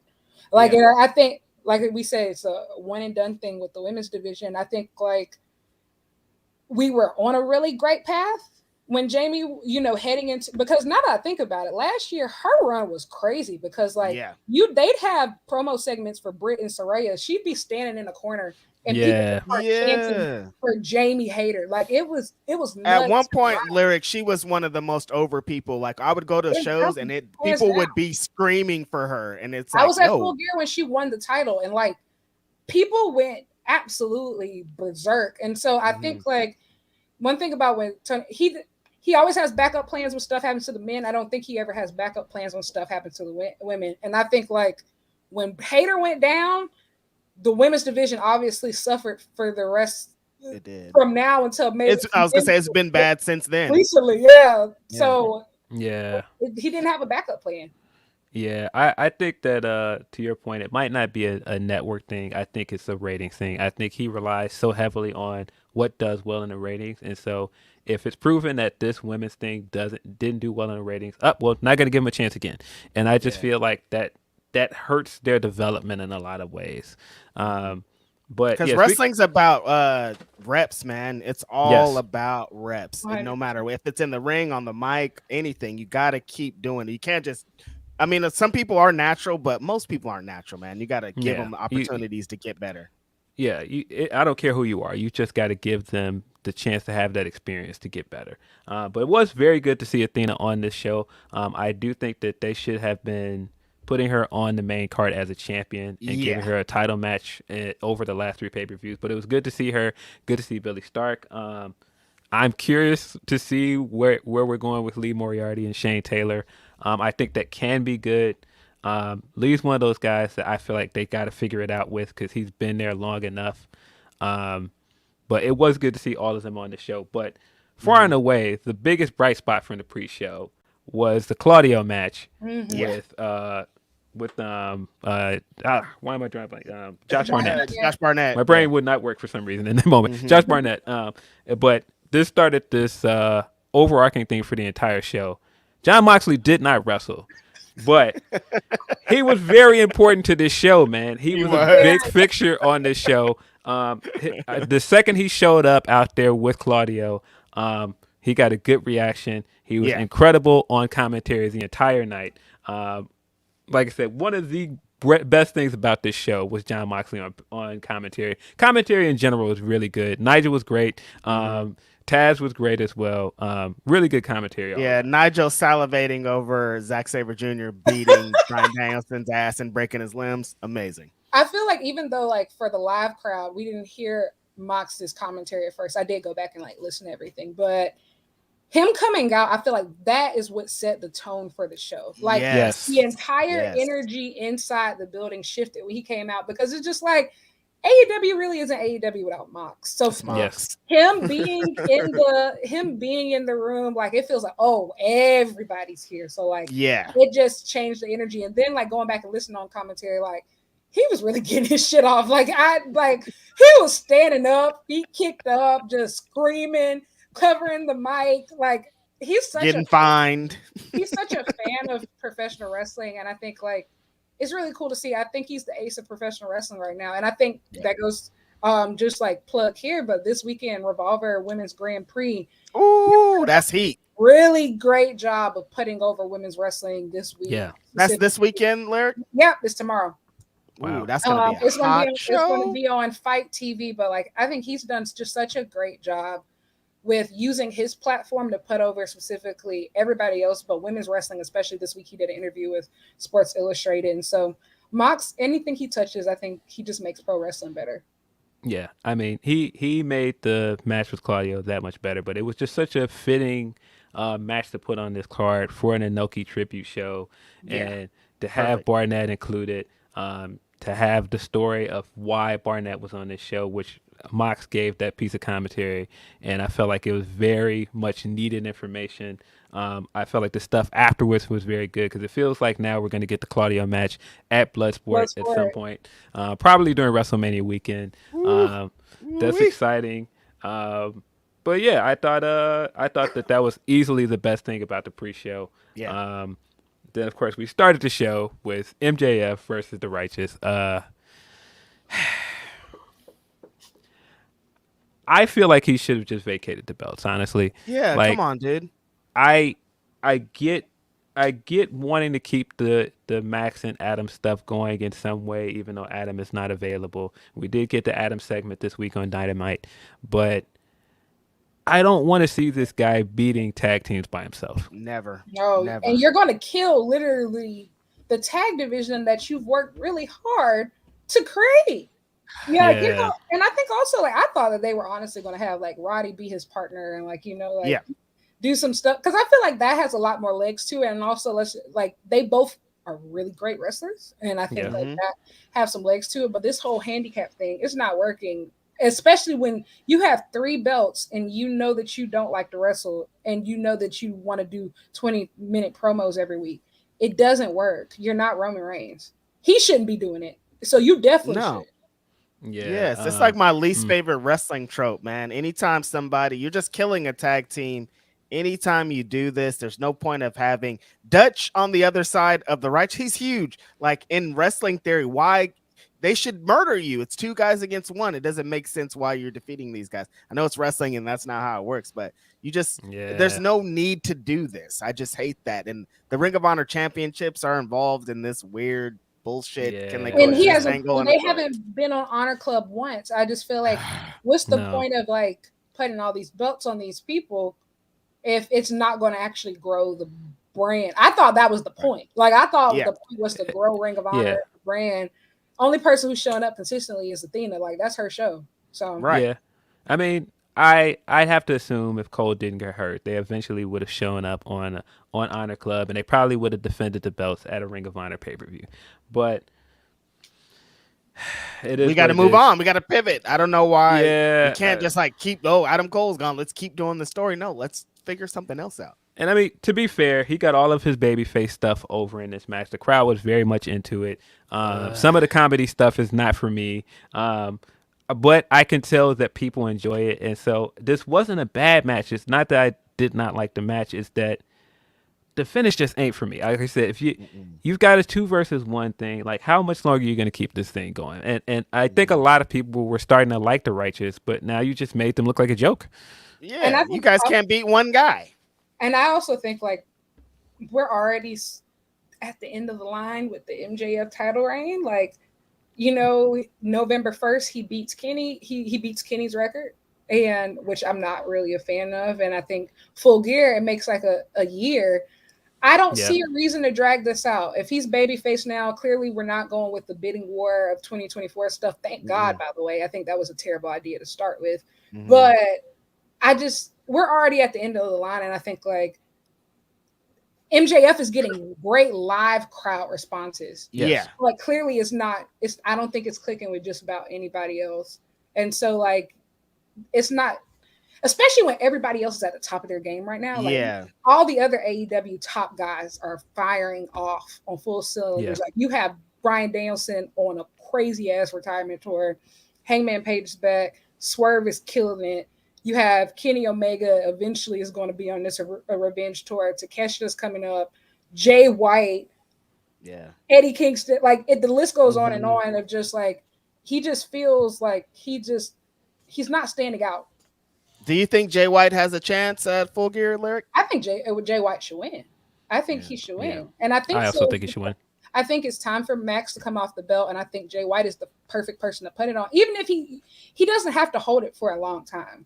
He's one of those people. He's so legitimate. It doesn't take long to heat him up. Clearly, right? I think it's believable for him to beat MJF. He has a great faction, and I'm gonna be honest. He's a great talker, and also like he feels fresh to the AEW audience, especially for people who weren't New Japan fans. Like, and I could keep telling people like he's great right now on the mic. He ain't even turned up yet. This is not Jay White. That's why I'm saying like. They need to get MJF out of this situation quickly. Jay White ain't even on 10 yet. And when he really turns up, bro is going to get exposed if he doesn't get some new material. I think he has potential. Yeah. But he's about to get exposed bad. I was very surprised at how many people thought MJF won that promo battle last week. And I was like, no, he didn't. They didn't think that for real. They were just kind of like, they were lying. Yeah, I saw a lot of people that were like, Jay looked out of his depth, and I was like, no, he didn't. If anything, this looked like what Jay would look like over there in WWE going up against a sports entertainment guy, because he was doing all of the same sports entertainment bits. He came out this week and did the Rock bit. He did the dueling chat bit. And don't get me wrong, like I said, all of the face stuff that Max is doing is over. It's working. But at the same time, like, if you're going to come out and trying to keep selling me on this tofu thing, like, nah, you're not. That's not disproving who Jay White is. I watched that guy in New Japan. I know who he is. You're not selling me on this idea that he's boring and stale. That's something that people think if they did not watch him. Exactly. I watched it. I watched the entire run up from the Tanahashi match at Wrestle Kingdom up. I know what this guy's capable of. You're not fooling me, bro. Yeah, if that's the sell of you trying to get me to think that Jay White's boring, that's not the way. I see what Max is doing. I know he's like, anytime he gets into this baby face heel thing, he likes to go like super trope style. Like, so he's like, I'm a big baby face. I'm gonna go all the way 100% in on baby face, but do all the classic baby face things like the Rock thing that he did this week. But it's just like, you gotta do something else. Boy, I thought it was very telling when the Guns came out And the Guns was like, man, you're a talker. That's the best thing. You came out there was tofu. And I was like, you made me tweet good about the Guns, Max. I'm pissed, dude. I The will say, Guns came out and cooked you this week, brother. even Max admitted flat out that he said he dropped the ball this week. So I mean, like he tweeted it, like what was that, yesterday or the day before? Oh yeah, I saw that tweet. And so, like, self-awareness, is the first step. So maybe he course corrects. I think he has potential. I just don't.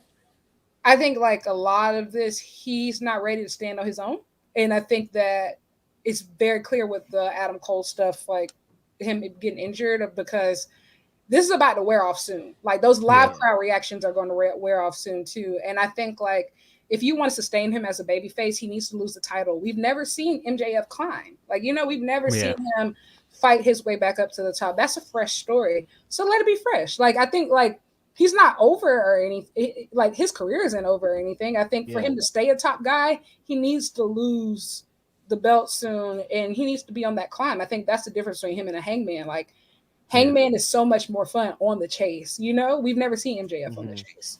Yeah, I think to your point, I think everything that he does as a heel, it made more sense for him to be on the top and do things the way he does them. Like even embarrassing the Righteous as a tag team, that works perfectly for you as a heel. Way better as a heel. As a good guy, I get that people are going to cheer because you're over, but it just don't hit the same. And I think this was always my suspicion when people were like, oh, just keep the Adam Cole stuff going and make him a babyface. He's 1,000% better as a heel. He just is. And I don't think it's so much that he can't stand on his own. I just think that he hasn't found a consistent lane as a babyface yet. I think as a heel, he had it figured it out. He had it down to a science.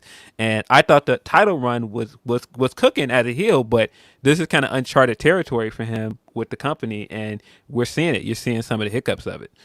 I think that also, like, he was too I don't know. I wasn't sold on him as a heel either, because I just feel like up until the Adam Cole stuff, I felt like it was just the same stuff that we had been getting over and over again. And like, you don't want to wrestle. And like, my thing is that works for a company like WWE who's more sport, but AEW is a hardcore wrestling focused product. So like when you're not wrestling on a regular basis, but Bryan Danielson is, and Jon Moxley is, and Kenny Omega is, it's hard for the average AEW fan to believe that you are the top guy in the company. Because it's a very wrestling focused product. And so obviously I think that one thing about the Cole stuff that helped, he started wrestling more. Like he started, being out in front of like, the live crowds more. But I just think that I don't know. It just doesn't, it's not clicking. But not to cut you off, but to my point, I think that that's why it worked, because he was a bad guy. You're not supposed to like it. You're not supposed to like that he's not wrestling. All of this stuff, if him not feeling like the top guy, because the way he got there, he cheated. The way he won the ring, the chip to get there, the way he beat Mox to get it. Yeah, he's not supposed to be in that spot, and that's to Jay White's credit as well. The way he cut that promo, like, it's not feeling elite because you took a shortcut to get here. And you can disguise it with all of these other things, but bro, we saw how you won to this point this week when he was like, we know who you are, bro. We know you're a liar. And so you're not fooling us with the parlor tricks, bro. And so all of that stuff works as a heel, but as a good guy, you gotta expand past that. And that's why I don't think that there's long-term legs in him being as a good guy. I think that he just works best as a heel. I just think that he does. I just don't think that we've seen enough for him to say that like he doesn't work as a babyface. And I don't think it's that he doesn't work. I do think we have to see him on the chase. Like, I think like part of being a top babyface is being on the chase, like, of the climb. I feel like with his heel run though, it's just like, I don't know. It just didn't click. It didn't click for me. I think we were all really excited when he won the title at Full Gear. And then it just felt like, oh my gosh, like this 20-minute promo segment this week, then he's not here. Then we have to wait a month to see him wrestle. The match will be good. Of course, it'll be good. Then we just repeat cycle over and over again. And he talks about, I hate this company. I want to leave. Da, da, da, da, da, da. Meanwhile, obviously the tabloids are always saying crazy stuff. It wasn't good. Like it wasn't good. I'm not going to pretend that it was. Like the matches were great. The matches were great when he actually did wrestle. They were great.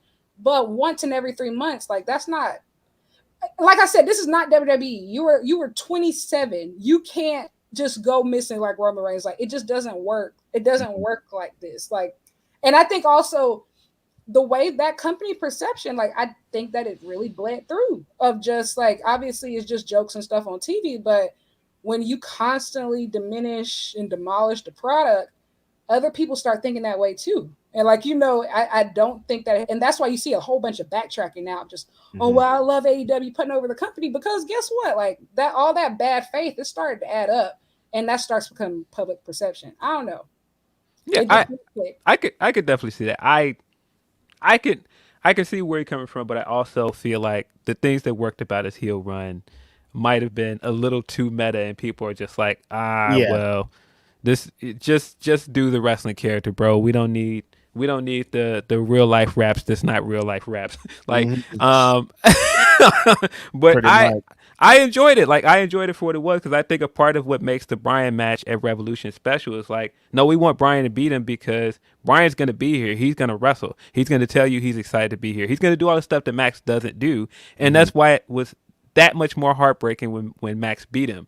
And I think that's the mark of a good heel. I think that's what made some of the other feuds going into this work. I think the reason we like Darby, for example, is Darby doesn't feel like a wrestling character. He feels like a genuine person. And you put him across from Max, who is very much a wrestling character that very much uses all of the tropes and everything. And it makes such a good juxtaposition. And I think that's, again, part of what makes him such a good foil for guys. I think Revolution, I think that is a great example. I think that was good, but I think anybody can put together a great feud with Bryan Danielson. I think that Yeah. to be a top guy, a true top guy, is to be able to create other top guys and to be able to carry other top guys. And so that's why after Revolution, between Revolution and All In, I'm gonna be honest, there's really nothing noteworthy from that title reign, to be quite honest. Like there's nothing to write home about. Of course, the Double or Nothing match was good. The lead up was awful. And he has part of the reign, not as much as everybody else, because they can't talk for shit.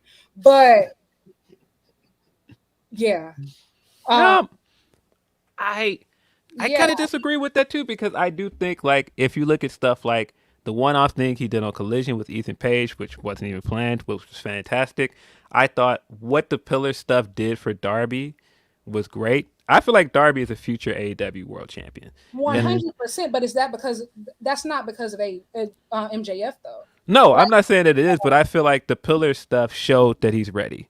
I showed that. I feel like the Pillar stuff moved Jack ahead a lot as well. It set the stage for him to turn heel. And I mean, when he does come back, I think that there's so much you can do with that. I think that there's a lot of legs as well with him being the guy behind the devil mask because of his connection with Max, because of other things. I think that he stumbled as a promo guy during that feud, but I also feel like they did a lot of great work character wise with him. So I again, I see where you're coming from. I understand why people are like, man, this is getting stale, because I do think we've kind of reached the end of this title run for Max. I feel like Jack, not Jack, not think about Jack. Jay should beat him at Full Gear, and I feel like it's the perfect timing for it. You've got Omega moving up as a singles wrestler. You can do Jay versus Omega for that title sometime next year. I feel like it's time. That doesn't hurt Max. I feel like there's so much you can do with Max in the climb back up. But I feel like it's kind of time. And if it's not at Full Gear, I think it definitely should happen before the end of 2023. 100%. I will say Jack Perry and the Devil's Mask. That's a great idea. That's a great idea. And here's the thing. I like Jack Perry. I think, some call him the savior of AEW. Not saying I'm saying that. But, whoa, hey, hold on a minute. I like Jack Perry quite a lot.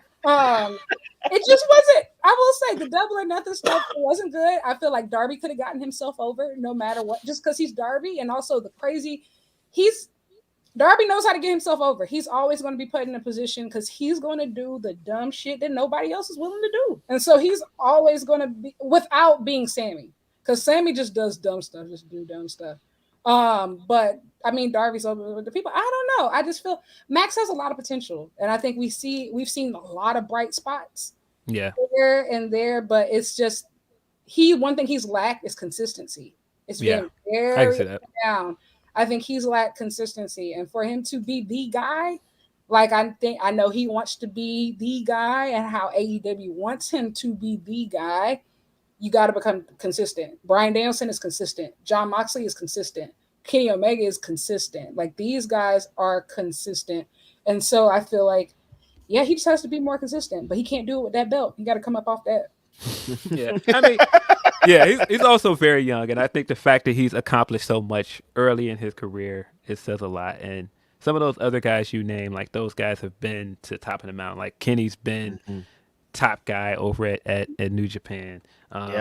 Mox has been top guy on television. Like, being a television wrestler and, translating, it's just a different beast. Like, Kenny Omega will say that. So I think the fact that he's succeeded in WWE and he could take that somewhere else, like, it just shows a lot. And I think he's going to get a lot from this title run, that when he does become champion again, he's going to be able to carry that belt a lot better. And again, I don't hate him as champion. I think he's been a good champion. I personally think that he's one of the better champions. I think that Hangman is an extremely underrated champion. Absolutely.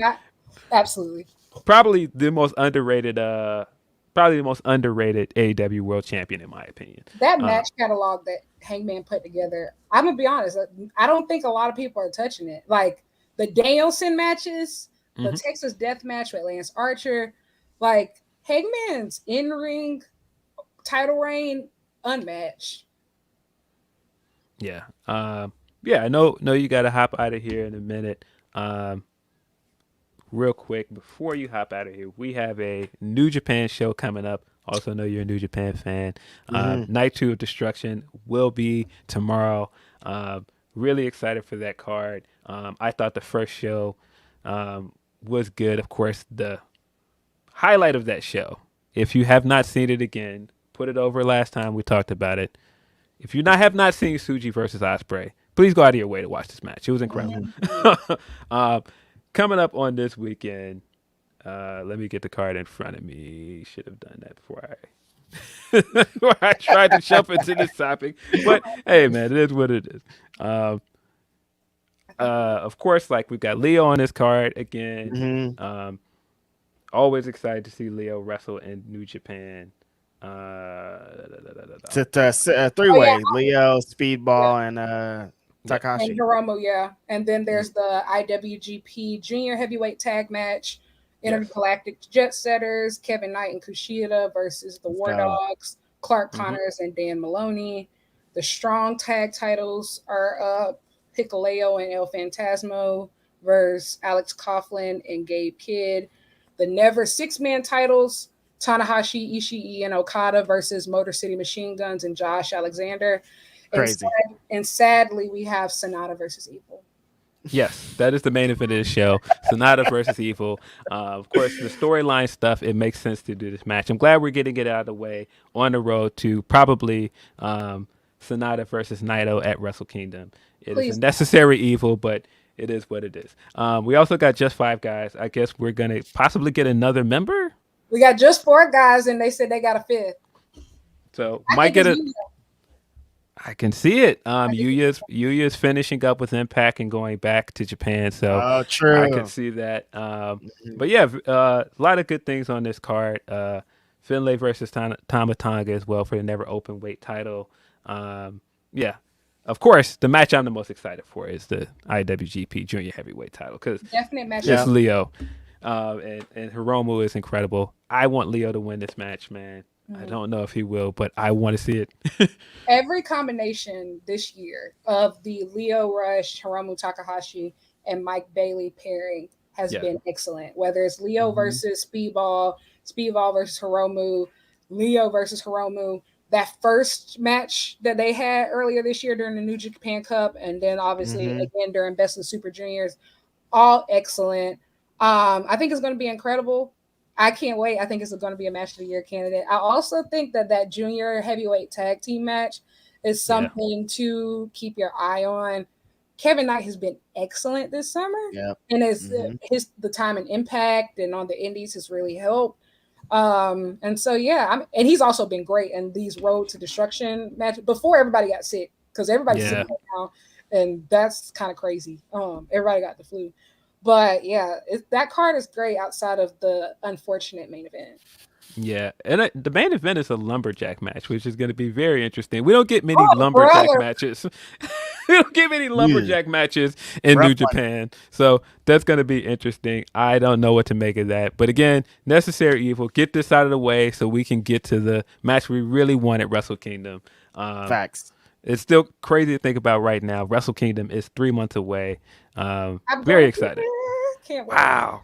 Oh, snap. That's dope. That's really dope. That's on my bucket list for sure. Yeah. Definitely on bucket list to go to Wrestle Kingdom. And New Year's Dash, because if Okada and Kenny team up again, I think I might scream. Oh, wow. That did happen this year. That did happen. That's crazy. Did happen this year. Well, yeah, man. If you have anything else to plug, please plug it. Really appreciate you being here. Yeah. Do I have anything to plug? Just follow me on social media at Lyric Wrestling. All my info is there in the link in my bio. But yeah, really happy to be here and always happy to talk about, my favorite thing, pro wrestling. Very cool. We appreciate you coming on and giving us your insight on these shows. I do my best. I'll be on my Zoom. Man, appreciate you. Look out for Lyric. If you are, I of course don't want to be that guy that's just like, hey man, hire black people because the three of us are black. But listen, hire more black people, man. That's it. Seriously, hire more black people. The three of us are black. But hire more black people to cover wrestling, man. Yeah, absolutely. Especially hire more black women to cover wrestling. Yes, because they are really smart. Period. All right, thanks y'all for having me. Thanks, Larry. Right, appreciate you for coming through. Let me jump over here and change this around so we don't look crazy. Let's jump here. Bow. Is it us? Is it them? Is it we? You know what it is. It's us 2 years in, buddy. All right. Okay, let's get this fixed here. Appreciate Lyric. Lyric, like I said, was definitely one of those people that we kept getting like, man, you guys gotta have Lyric on the show. We gotta have Lyric on the show. And was very excited to have her on. Definitely go check out. Yeah, definitely go check her out. Follow her on Twitter. Follow the podcast. You know what it is. Get the clicks. Get the clicks together. Get your clicks in. Let's get into a couple super chats before we move forward. Our friend Will Chisholm says, "Pillow." I think he's maybe meant Phil. He probably got auto-corrected. Phil, why WWE keep bringing up Punk stuff with the GOAT Seth Rollins? I know what SRS reported, but last night was like WWE saying we getting Punk versus Seth.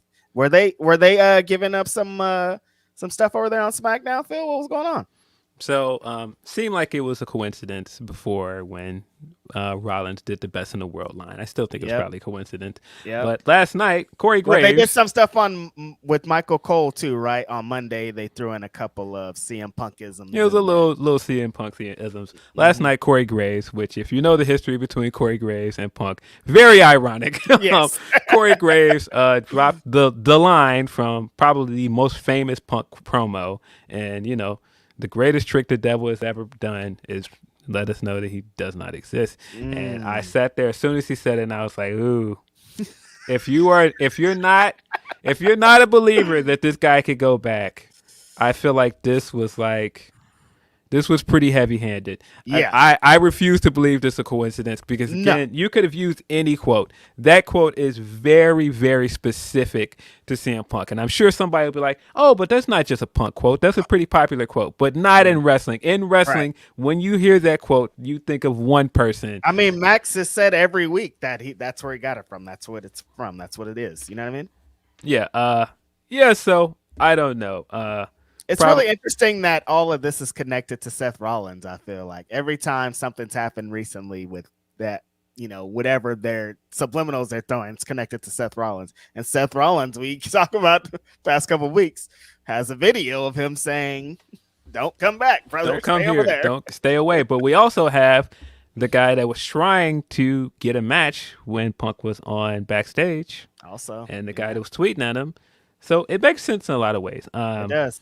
I am of very mixed emotions about this. I do not want to get back into this news cycle of will he, won't he for the next 2 months. I think that has already run its course. I do not want to keep getting on a timeline and all we see is quote from this person, quote from that person. Hey, do you want to work with CM Punk? I don't know. I don't really care. I do for the money. Like, hey, everybody's insights on this is cool. You guys pulling up this Roman quote from 2 years ago is weird.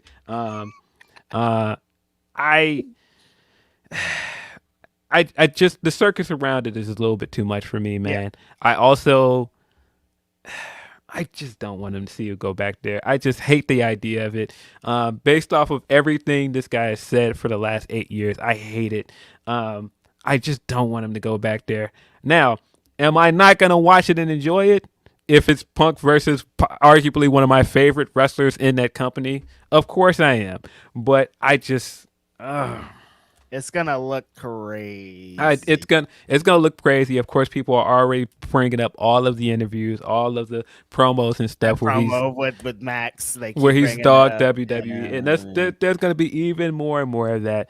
And so I just don't want it. But at the same time, if you twist my arm right now and you're gonna go, would you rather Punk on television doing something in wrestling at all, or just just like not being in anywhere? Yeah, I at this point, yes, I would like to see him wrestling. Do I wish it was somewhere else? Absolutely.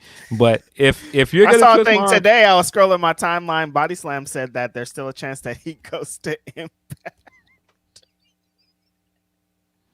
Hey, Cassidy, man. Cassidy Haynes, we ain't gotta do this, bro. I like you as a person, guy. We ain't gotta do this. It was Cass, but that's how I don't know if Cassidy did this, but Cassidy is the Body Slam guy. We ain't gotta do this, bro. We don't have to do this. Stop it. Stop. Oh, you don't think there's a chance? No, I don't. Stop it. I couldn't even say the full sentence. I don't know why they play him like that. Stop it, man. Stop playing with me, man. Stop going over there, man. Cut it out. Stop. Yeah, so of course we got the report from the Observer that has also turned in reports from other places that Punk is in talks to go to WWE. Yeah. We also got the Fightful Select report that Sean has been working on. He's talked to a few people at WWE that's given their thoughts on him coming back. Of course, we also have to report that now people are also running with that there's still heat between him and Roman Reigns, and if he wants to come back, he's got to make amends with the big dog. Apologize. I think people are making too much out of that as well. Yeah. Obviously, if he comes back, he's got to make amends with certain people. Obviously, he's got heat with certain people. So if he goes there, he's gonna have to have conversations with people. It's the same thing with AEW when he came back after the first All Out incident. You got to come back. You got to make amends, man. Mm-hmm. It is what it is. It isn't so much the Roman stuff. It's just everything about being there. It's everything about your exit. It's everything you've done since you. This company ruined your friendship. Ruined your friendship with a guy over a podcast, bro. It was a long-term friendship way before you guys even had came to this company, and they ruined it. Ruined your friendship over this podcast, bro. They fired you on your wedding day. Remember? Yes. There's so much history there, and I mean, I get it. It's wrestling, man. It's business. This is the best chance for him to wrestle on a big stage and get a bag. I get it. I hate it. I hate everything about it. They made a whole DVD on the self-destruction of Ultimate Warrior, called him the worst wrestler ever, and then they came back and they put him in the Hall of Fame. It's like nothing's forever. Nothing's forever. I mean, the Bret stuff as well. Bret Hart came back. I was a huge Bret Hart fan. I never in my life expected. Yeah, once Bret came back, shake this fool's hand. Yeah, once Bret came back, anybody can come back, and anybody. I know that, but it's just like there's so much of Punk's career is tied to being anti WWE. It just. But that's what's gonna get him the big cheers when he comes back and is still anti WWE, but he's there. Yeah. Oh God. I don't know what a WWE return looks like, man. It just, I just don't know what to make of it. Them fans are really good. The fans that said he was the worst wrestler ever and he sucked when he's in AEW are really clamoring for him and Roman Reigns, though. I've been seeing that all week of people being like, "Can't wait." I was like, I thought. Well, you know how I feel about this. I've told you this on this podcast, and when we talked about it privately, that I think that that's potentially one of the biggest matches of this era of wrestling, because of everything it represents with Punk, everything it represents with Roman Reigns. This has been a long time in the making. This is a WrestleMania quality match. You're obviously not going to do that this year, because you're trying to still convince us that, man, we might do Rock. We might. We might still finish the story. We got his phone number. And then you throw Punk into the mix. It's like, I don't know. What about Cody? That's why I'm like, well, we don't know what this announcement's going to be on Tuesday. He might be, and of course, the other news this week is that Cody appeared on SmackDown for the first time, really, in months since the Roman stuff. And of course, he shows up and Roman is not there. Excuse me. Of course. Who's surprised? I mean, I thought the closing segment of SmackDown was cool, but what's Cody's match for tomorrow? He's in a tag match. Or today I meant, sorry. Yeah, it's an attack match with the Judgment Day. Him and Jey Uso. Things have really changed. Main event Jey. But yeah, this Punk stuff. Boy, I could not be any more tired of talking about backstage stuff. I could not be any more tired of watching people give their 2 cents about stuff that they don't really know. Just get to the shits, man. If he's going to go there, just get it done and let's move on. If he's going to show up at Survivor Series, I was going to be there anyway. So, hey, I'm not going to complain about possibly getting Punk in the Allstate Arena. I mean, Allstate Arena, synonymous with this man's career, place where Money in the Bank 2011 took place. Don't want him to go back there. You're going to be there when it happens, Phil. It's going to be lit. I don't want it, man. I don't want him to go back there, man, but it is what it is. I think that's where, I mean, where else is he going to go, Phil? Nowhere, but that's why I'm like, if I want to see this guy wrestle, this is the only option, and it's unfortunate. Don't want it, man. Unfortunate. Why couldn't you guys make this work, man? Why? You didn't have to do this, man. We didn't have to do any of this, man.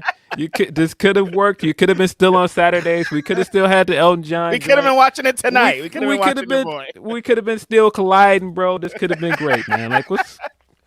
Yo, Phil, stop colliding. Not Phil Brooks. Phil Lindsay. When's the last time you watched a collide? Why, man? Why are we doing this, man? Why are we doing this, man? Listen, you're going to have your replica WWE Championship in Philadelphia at WrestleMania with your hands in the air, your X shirt, and it's going to be lit.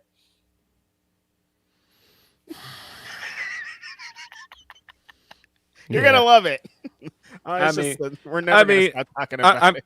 I'm sure all of my groans and everything will subside once he's on TV. And somebody's going to come back to this podcast and be like, look at this hypocritical son of a bitch. He's all excited about CM Punk being in WWE now, 6 months later. Get ready for the I'm phony tweets and everything. Get ready for the wild comments, because once we get to the point and he's in a ring with Seth Rollins cutting the promos, I'm going to be here for it. I'm going to be out of my seat and everything. And I'm just going to be like, yeah, let's get to the shits. Let's get to the wrestling. But that's how I've always felt, man. Like, I just I'm going to be here for it. It's really I want to get to the wrestling, get to the matches, get to the cool stuff. Like, true. I'm still gonna feel very icky seeing him there, but again, am I really gonna be that upset that Punk, possibly one of my favorite wrestlers ever, is gonna be possibly in a ring with Seth Rollins? No, but possibly confronting him in Chicago? No, I'm not gonna be upset. That doesn't sound too upsetting. That sounds like it might be kind of lit for you. It might be kind of lit for me. There are especially considering you were at the first dance. Like his return to wrestling is that, and then to be at his return to WWE would be something. But it's just so many scenarios where this looks so bad for him. Yeah. Like it's just so many scenarios where it looks bad. But every scenario, it's just like what's a good scenario? Like one that he looks good. He's getting paid. That doesn't help me. No. It just all feels very gross, but it is what it is. I mean, if you want to still wrestle, this is where you burn the bridge over here. Apparently, you gotta. There's only another place to go, man. I mean, hey, man. Look, man. Dogs off the leash, man. We're back. We're back where we are, man. Dogs off the leash. Let's get into some more super chat. Smiley BWR says, "Afternoon, y'all. Hope y'all having a great Saturday. Lyric be tweeting the truth. Phil, if you need my taser, I got you. Hello, Reginald. Shout out to Tracy. That's my friend. I don't know why she's saying you need a taser. She's talking. Shout out to Tracy, my friend. Sorry to hear about your brother. That's really sorry for your loss. I just realized why you were saying this taser thing, but love you, friend. You're great and amazing and everything. But what the hell is this taser thing? What are you talking about? Am I in on this too? She's talking about that. She's talking about that DM where homie was. Oh gosh, I would have moved past that if I would have known. Anime Otaku number 2 says, "Been a while since I've caught the show. Took up D&D, but torrential rain in Scotland stopped the trains today. What did you make of Sukamon? If you saw it, I thought it was a fun show and a great roster." I haven't seen the whole show. I've just seen like bits and pieces of it. It looked like a lot of fun. I am always, of course, excited for more Joshi wrestling in the U.S. Yeah, thank you, Anime Otaku. Anytime somebody like he's on our show supporting all the time, and like he said he's from Scotland. It's like wild, kind of wrapping back around to our 2-year anniversary of like hearing somebody like I'm from California, Phil's from fucking Chicago, and like you're listening to us all the way in Scotland is like, bro, that's crazy. Yeah. That's crazy. Jack Witt says WWE stocking NXT like Mr. Burns stocking his power plant softball team with major leaguers. This is ultimate levels of insanity. It definitely does feel like they're bringing in all the ringers. That's definitely what this feels like. Undertaker and John Cena, bro. Those are like the top. Bringing in all the ringers, they're on a show, it's like, oh my god, you really made some phone calls. Vince running out there, man. Mark, I thought I told you to shave those sideburns. So fun. I'm surprised they didn't book Shawn Michaels in a match at this point. Like, what are y'all doing? All right, Shawn, I know you're booking, but look, get your boots. Nah, man. Get to it. Leonard Aaron III says, WWE message, our present and future are utterly crap, so tune in on Tuesday to see all these past relics from when we sort of kind of knew what we were doing, but not really. AEW wins again, folks. Maybe. I don't know. If you pay attention to the rating stuff, which I'm not a big ratings guy, never have been a big ratings guy, I'm going to watch what I enjoy the most. As somebody that doesn't watch NXT on a regular anyway, I'm going to be watching AEW. Exactly. Definitely will check out NXT to see what's going on, but AEW. Yeah. Deontay Swanier, our friend, says, very excited to see NXT and AEW. AEW more because of whose house? Swerve House. And she does always a bet. Great show. NXT Mania X7 should be fun. Until then, chin up, breast out, and watch for the shoe. Timeless. Yeah. I think people are going to have fun with this. Hopefully people don't take these things too serious, as I've been continuing to tell people. It's just wrestling, man. Like, it's just not that serious. Bro. It's not that serious at all. Deontay also says, as always, all love boys and all love to Miss Lyrics. Appreciate you, Deontay. Our friend Meet Normus says, congratulations on 2 years, fellas. Welcome, Lyric. WWE is desperate as fuck to get this W on Tuesday. They're about moments, not long-term storytelling or building talent. That said, we eating good as wrestling fans. Yeah, exactly. Like them stacking the deck against AEW or doing whatever they do, it's still a win for their fans. Yep. Will the Beast says WrestleDream was amazing. It was my first wrestling pay-per-view and I got to attend it and it was in my backyard. Wish I got to meet up with you, Reg. Anyways, congrats on the anniversary, you guys. I hope Seattle gets another pay-per-view in 2024. Shout out to Wildebeest. I had again on there. I had a great time. Shout out to the homie Manny. I ran into him outside of the show. Again, back to the 2 years thing. Everybody always supporting at shows. I've probably been to the last 15 shows I've been to, and they're like AEW or something big. Someone knows me at all 15 of these shows, and that's like crazy. Yeah. It's always like Grapsody too, and that's like exactly what it's from. And it's like, insane. You guys. And then when they're just like, what you and Phil do, and you inspired me to do this, or you blah, blah, I'm just like, that's crazy. Thank you so much. Yeah, this is what, your second time this year being at a show where there was a sign? Oh yeah, the Grapsody sign. I forgot. This is the second time this year. Went to a show, and this was like before the show even started. I'm just like sitting with Kate and Val. I think shout out to Kate and Val. And I just look across and I'm like, does that say Grapsody? And I'm just like, my eyes just lit up, and I'm like, yo, that's a Grapsody sign. The other side, unfortunate. There's a line, you guys. Like, what do you mean? What was on the other side? The other side said Will Washington. Guy doesn't. Usually he don't like his name being all on signs and shit. Looks away. You don't like his name being on signs? Because it looks, you know how people are back there. I mean, he probably, is okay with it. But when people see that, they think that wrestling's weird. That's all it is. It's not even on Will. It's just on the people that think that Will is trying to be somebody, But I mean, he's a BTE bit now. Exactly. Yes. Fans are going to see it that way, and then fans are, a fan of him from the podcast, and the guy had been doing that for close to 20 years. So yeah, people.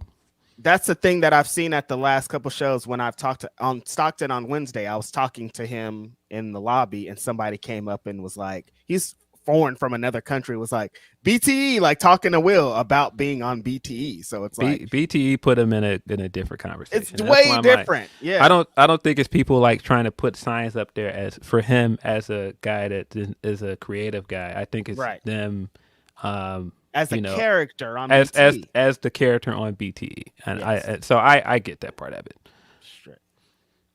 Oh, big time players in here. Andrew Zarian says, happy Saturday. Love the show. Appreciate you, Andrew. Man, we got some big time players in here. Miss J Doom says, check out Andrew Zarian stuff. He has really great content on his stuff. Zack Sabre, Miss J Doom says, Zack Sabre Jr. versus Bryan Danielson was euphoric. One of the best matches this year, man. Like, not just the technical wrestling, very violent matches as well. These guys were hitting each other very hard. The snaps on some of these holds, this was like, it's just one of the best matches I've most ever seen, definitely man. Was an out of body experience of like, what are we watching right now? What's going on? Bryan Danielson doing that. We talked about it a little bit with Lyric, but that promo he did afterwards where he's crying because he's so excited about a wrestling match. Like, that's how you know how amazing this match. He was just like, I've never gotten to do this match that I've wanted to do for my whole career, and I got to do it. Like, that's amazing. Tyrone Kidd says, first time I wanted to watch Bryan Danielson versus Zack Sabre Jr. was after the Cruiserweight Classic. Mm-hmm. This death was worth the wait. Can't wait for Swerve to get the rub. I was very confused at first because you said death, and I was like, death as in DEATH? Like, what do you mean? I was confused until I looked down and I looked at the words. I was like, well, okay. Yes. Jarrell Lewis says, went to Target the other week and randomly saw Chris Statlander shopping. A few years ago, I went to CVS and saw Matt Hardy there. What's the best non-creeper way to approach a celeb in the wild?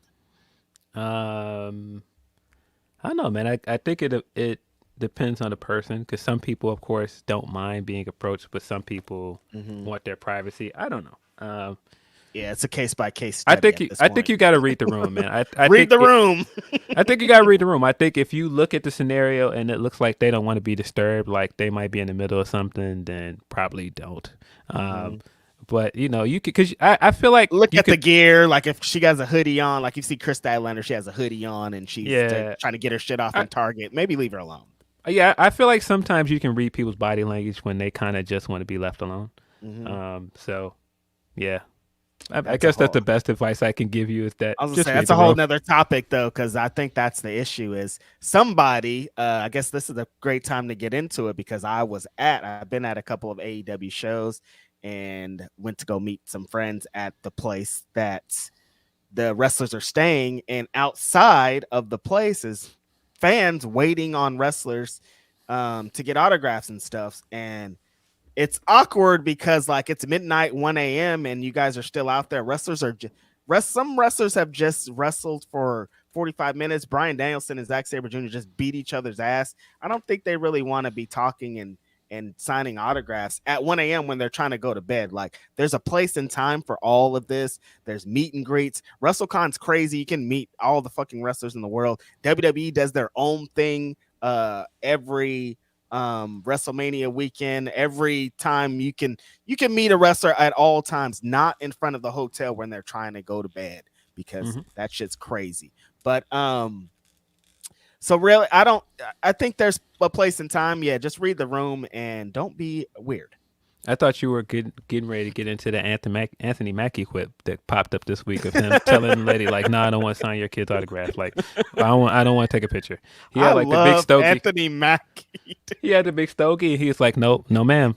Yeah, I have to see this video. I saw the headline, but I didn't know that there was. No, it's hilarious, man. He's got a cigar, and he's like, "No, ma'am," and she's just like, "From word." He has a cigar, makes it even better. Yeah, because he's at.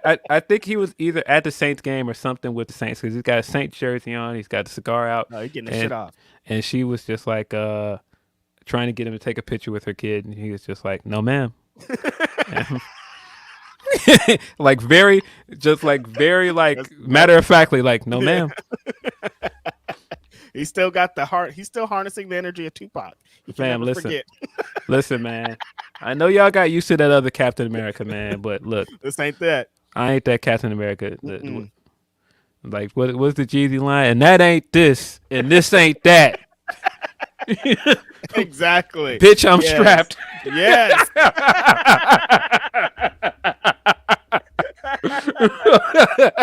I hope he did not tell this woman that. That would be wild. That'd be crazy. That'd be insane. I'm just trying to get an autograph from my son, from Black Captain America. And I of course don't know the situation, but as somebody that enjoys laughing at things, I very much did laugh at the dark humor of him telling a woman like, "Nah, I'm not." That sounds hilarious. Orion Ben 666 says Tony wins the TBS title, then turns it into the TCM title. I would not be mad at it. That's a crazy connection, Orion Ben. You're cooking over there, big dog. Would not be mad at it. That's really good. Van Twin Blade also says, let Mox do commentary for every BCC match. He can afford the FCC fees. It'll be rating gold. Yeah, I'd be here for it, man. He was really great on Saturday. Yeah, he killed it. Bragov says, if he's back, hope this run has no backstage drama. If you're talking about CM Punk, Bragov, that's funny. We probably won't hear as much about it. We won't hear as much about it, yes. If there is backstage drama, they kind of run a tight ship over there, so we won't hear as much about it as we did with AEW. Exactly. I think that was definitely one of the issues with the AEW run is there was way too much stuff leaking. We knew way more than we needed to know. Sal Cruz with a great one-liner. It went from the first dance to the second chance. second coming, bro. Second coming. The second coming. Leonard Aaron's the third also says, from Second City Saint to Second City Sellout, all within the span of 9 years. Him going back to is the nastiest thing imaginable to me as a fan, for real. Yeah, not a fan of it. I don't want him to go back there, man. I don't want him to do it. But it is what it is. Will Chisholm says that picture of Cody they showed on NXT with him smiling and that flag behind him popped me. Said it was so Cody. Yeah, no, it's super Cody. Anytime they have like those little graphics, anytime anything is Cody, it's like Homelander, man. Captain America is here. You're not telling nobody no ma'am to them pictures. No way. The kids love Cody. You're not doing that. Absolutely not. Come up here. You're getting a hug too. We can get a picture. Like, you getting everything you want, man. Big dog. Take this weight belt. You want some money out of my wallet? You need my jacket, dude? Are you cold? Have whatever you want. You got it, dog. Well, Chisholm also says, I know it will hurt, bro. Just picture the Punk and Cody promos. Punk will tell Cody, oh, you the new Cena, and Cena doing the Cody woo pop me. I mean, Asuka versus Roxanne going to hit, though. Yeah, Asuka versus Roxanne. Going to be a great match. Hard. And then Vasco says, would CM Punk work in New Japan Pro Wrestling? Get more Forbidden Door matches. No. It seems like their connection's a little too close now at this point, right? I don't see him doing New Japan now because you're in business with a company that fired this guy. I don't see that. That'd be crazy. Yeah, I don't see that now. That's all the super chats for now. Appreciate y'all. Slide. See if we got some upper chats before we go. Y'all are dead. Forward. Yeller dip. I think that we are off the screen again. So here, hold on. Nice. Mm-hmm.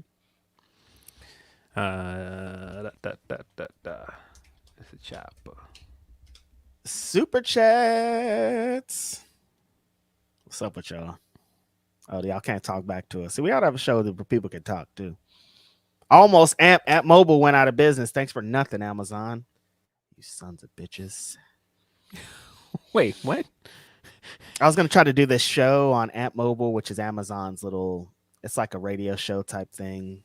And then, you can play music and then you can have callers and stuff. I'm like, maybe like a little live type radio show. I could play music, have a playlist and shit, but then fans could call in and talk shit. And we could talk wrestling and then we could talk hip hop. I think it's a pretty good idea. Yeah. There's some other apps that do that. So it's in the work. We'll see. Yeah. See from D-Lo Diggs, he says, sup everyone, hope things have been great. Few things. One, Tony Yelly titty slap moment of the year. Drake's new album to me is mid. 3, Saw X was lit. Peace and one love. Yeah. All right, look, I've only given the Drake album like 1.5 listens. You got to the full thing? Yeah, I got the full thing. Some of it is just definitely not for me. But that's a Drake album. You're gonna get them. You're gonna get the melodrama. You're gonna get the crooning. You're gonna get the whining. But you're also gonna get some stuff that's all right. Like the records that hit. I really like, of course, the 8 a.m. in Charlotte joint. I feel like that's great. The Daylight record is like one of my favorite ones on there. Like, man. Young Donnie got in his bag, man. I'm seeing streets saying that Adonis kind of carried on that record, bro. Young Donnie was getting his shit off at the end, man. I was like, all right, man. Streets saying Donnie carried that record is hella funny. Yeah, man. Young Donnie got his shit off on Daylight, man. I liked it. What'd you think? I know you're out there, Aaron Busby. What'd you think of that? No, you're out there, Aaron Busby. Busby has been like in full reaction to anything this guy does. As soon as there's Drake news, he reacts to it, bro. No matter what it is, he is on his ass every time. What was he in, like a Spaces or something last night? Bro, he was in there. He was in there speaking to the congregation. It was hella people in there too. Nah, Busby's funny, man. I think that's the other thing that's great at this point about Drake dropping music is that everything around it is entertaining. The people complaining like every time, no fail. This is the worst Drake album. You guys just said this the last time. Like every single time. Every album is the worst album. Like that. It ain't never enough time to determine that, dude. The album's been out for like 13 minutes, and people are like, "This is the worst." I'm like, "You haven't even listened to it." Album drops at 6 a.m. By noon, people are like, worst Drake album ever. Yeah, I can't believe this. Man, I'm like, you haven't even digested the album yet, dude. Listen to it. Yeah, so I think all of that stuff is funny. I think all this stuff around it is crazy, but Drake is Drake. Like Drake is gonna give you some hits, man. And I think that there's stuff on here that I like. Of course, do I think it is like on my list of favorite Drake albums? No. I think out of the last 4 albums, there's more on it that I enjoy this time around. I mean, there's no TSU on this record. We could say that. Like TSU is hard. Like I think that's one of the best records he's dropped in recent memory. But he also has stuff on there that I really do like, and so I just can't get with the whole hyperbole of this is the worst thing I've ever heard. Like the production on it's good. He's got some good features on there. Tizo has some good moments on this record, on the Amen record, on the 7969 Santa record as well. Tizo is doing the vocals on the interlude part of it towards the end. That's where the dogs will be dog thing that I was saying the other day came from. He's there are good things about this record.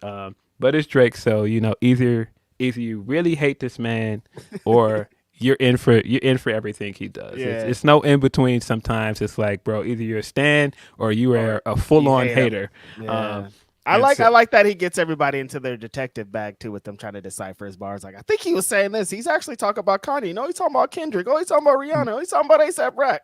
So that was another funny thing. As soon as the track list dropped and we saw Virginia Beach was the first record, everybody was like, here he go. He's not over this push stuff. Like, let it go, man. Just let it go. And okay, so then we get the record and it's not what you think at all. He starts singing about 30 seconds in. I'm like, oh yeah, this ain't gonna be it. It's not what you think at all. It's like it's about him recording this song at Virginia Beach, and it's of course about a woman because it's Drake, and most of his music are about women.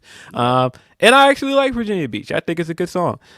It's some corny lines on there. Corny lines throughout this record, Drake. But it's Drake. There are some very bad. If you are one of those guys that hates this guy, he fed you well with this. Yeah, no, exactly. That's why Busby's been cooking. Like, he gave you everything you needed to slander this man.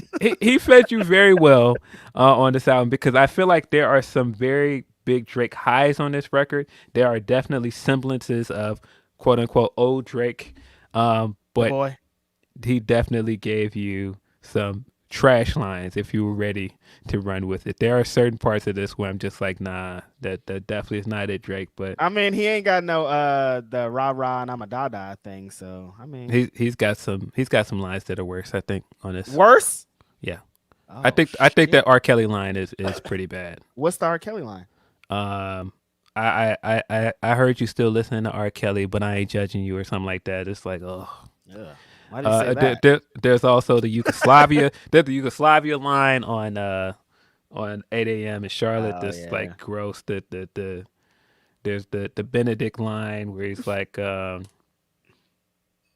don't even want to repeat it because it's just it's so bad. It's so bad, man.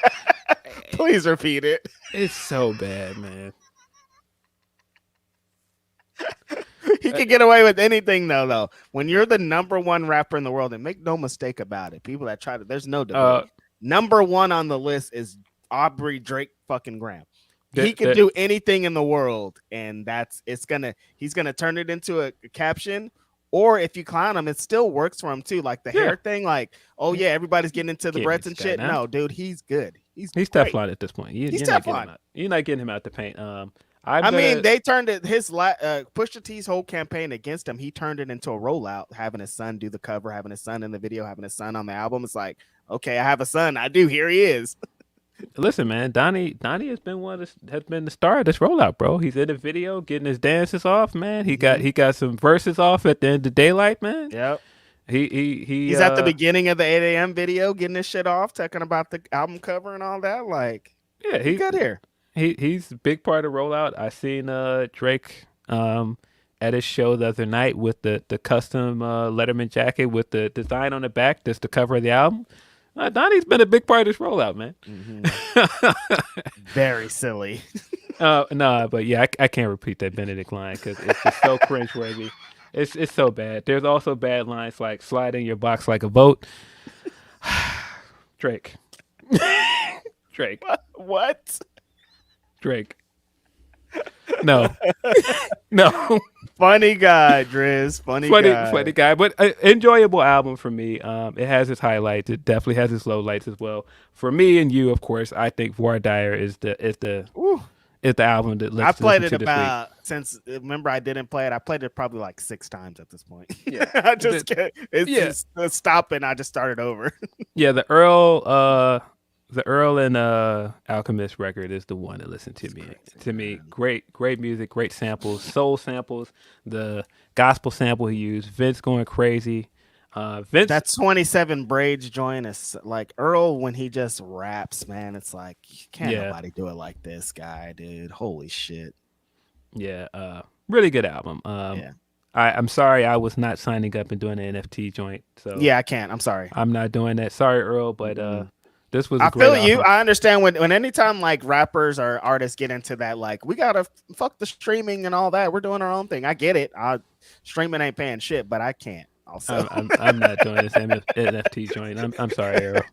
I'm not like, even sorry. I feel you. I'm on the side it. of the artist, but I can't, bro. I can't. Not doing it, Earl. Sorry. Remember Kanye put out that he like made like a little thing. It's like a little player with his music on. It's like oh yeah, you had to buy it. Like nigga, yeah, what? you had to buy the player and then nah, bro, I'm good. Come on, you doing way too much. Drop that shit on Apple Music, bro, so I can mother. Nah, my headphones and speakers work just fine, bro. They do. I don't need no extras, dog. Leave me alone, bro.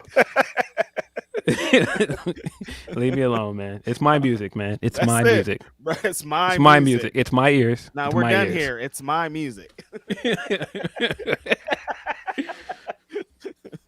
It's my ears. It's my ears. From Tony P, No Mercy was good, and WrestleDream was a blast. Tiffany, Ilya, and Mello doing their damn thing. I was happy for Trick too, but after the opening promo on Monday, had me wishing he would have just lost it there.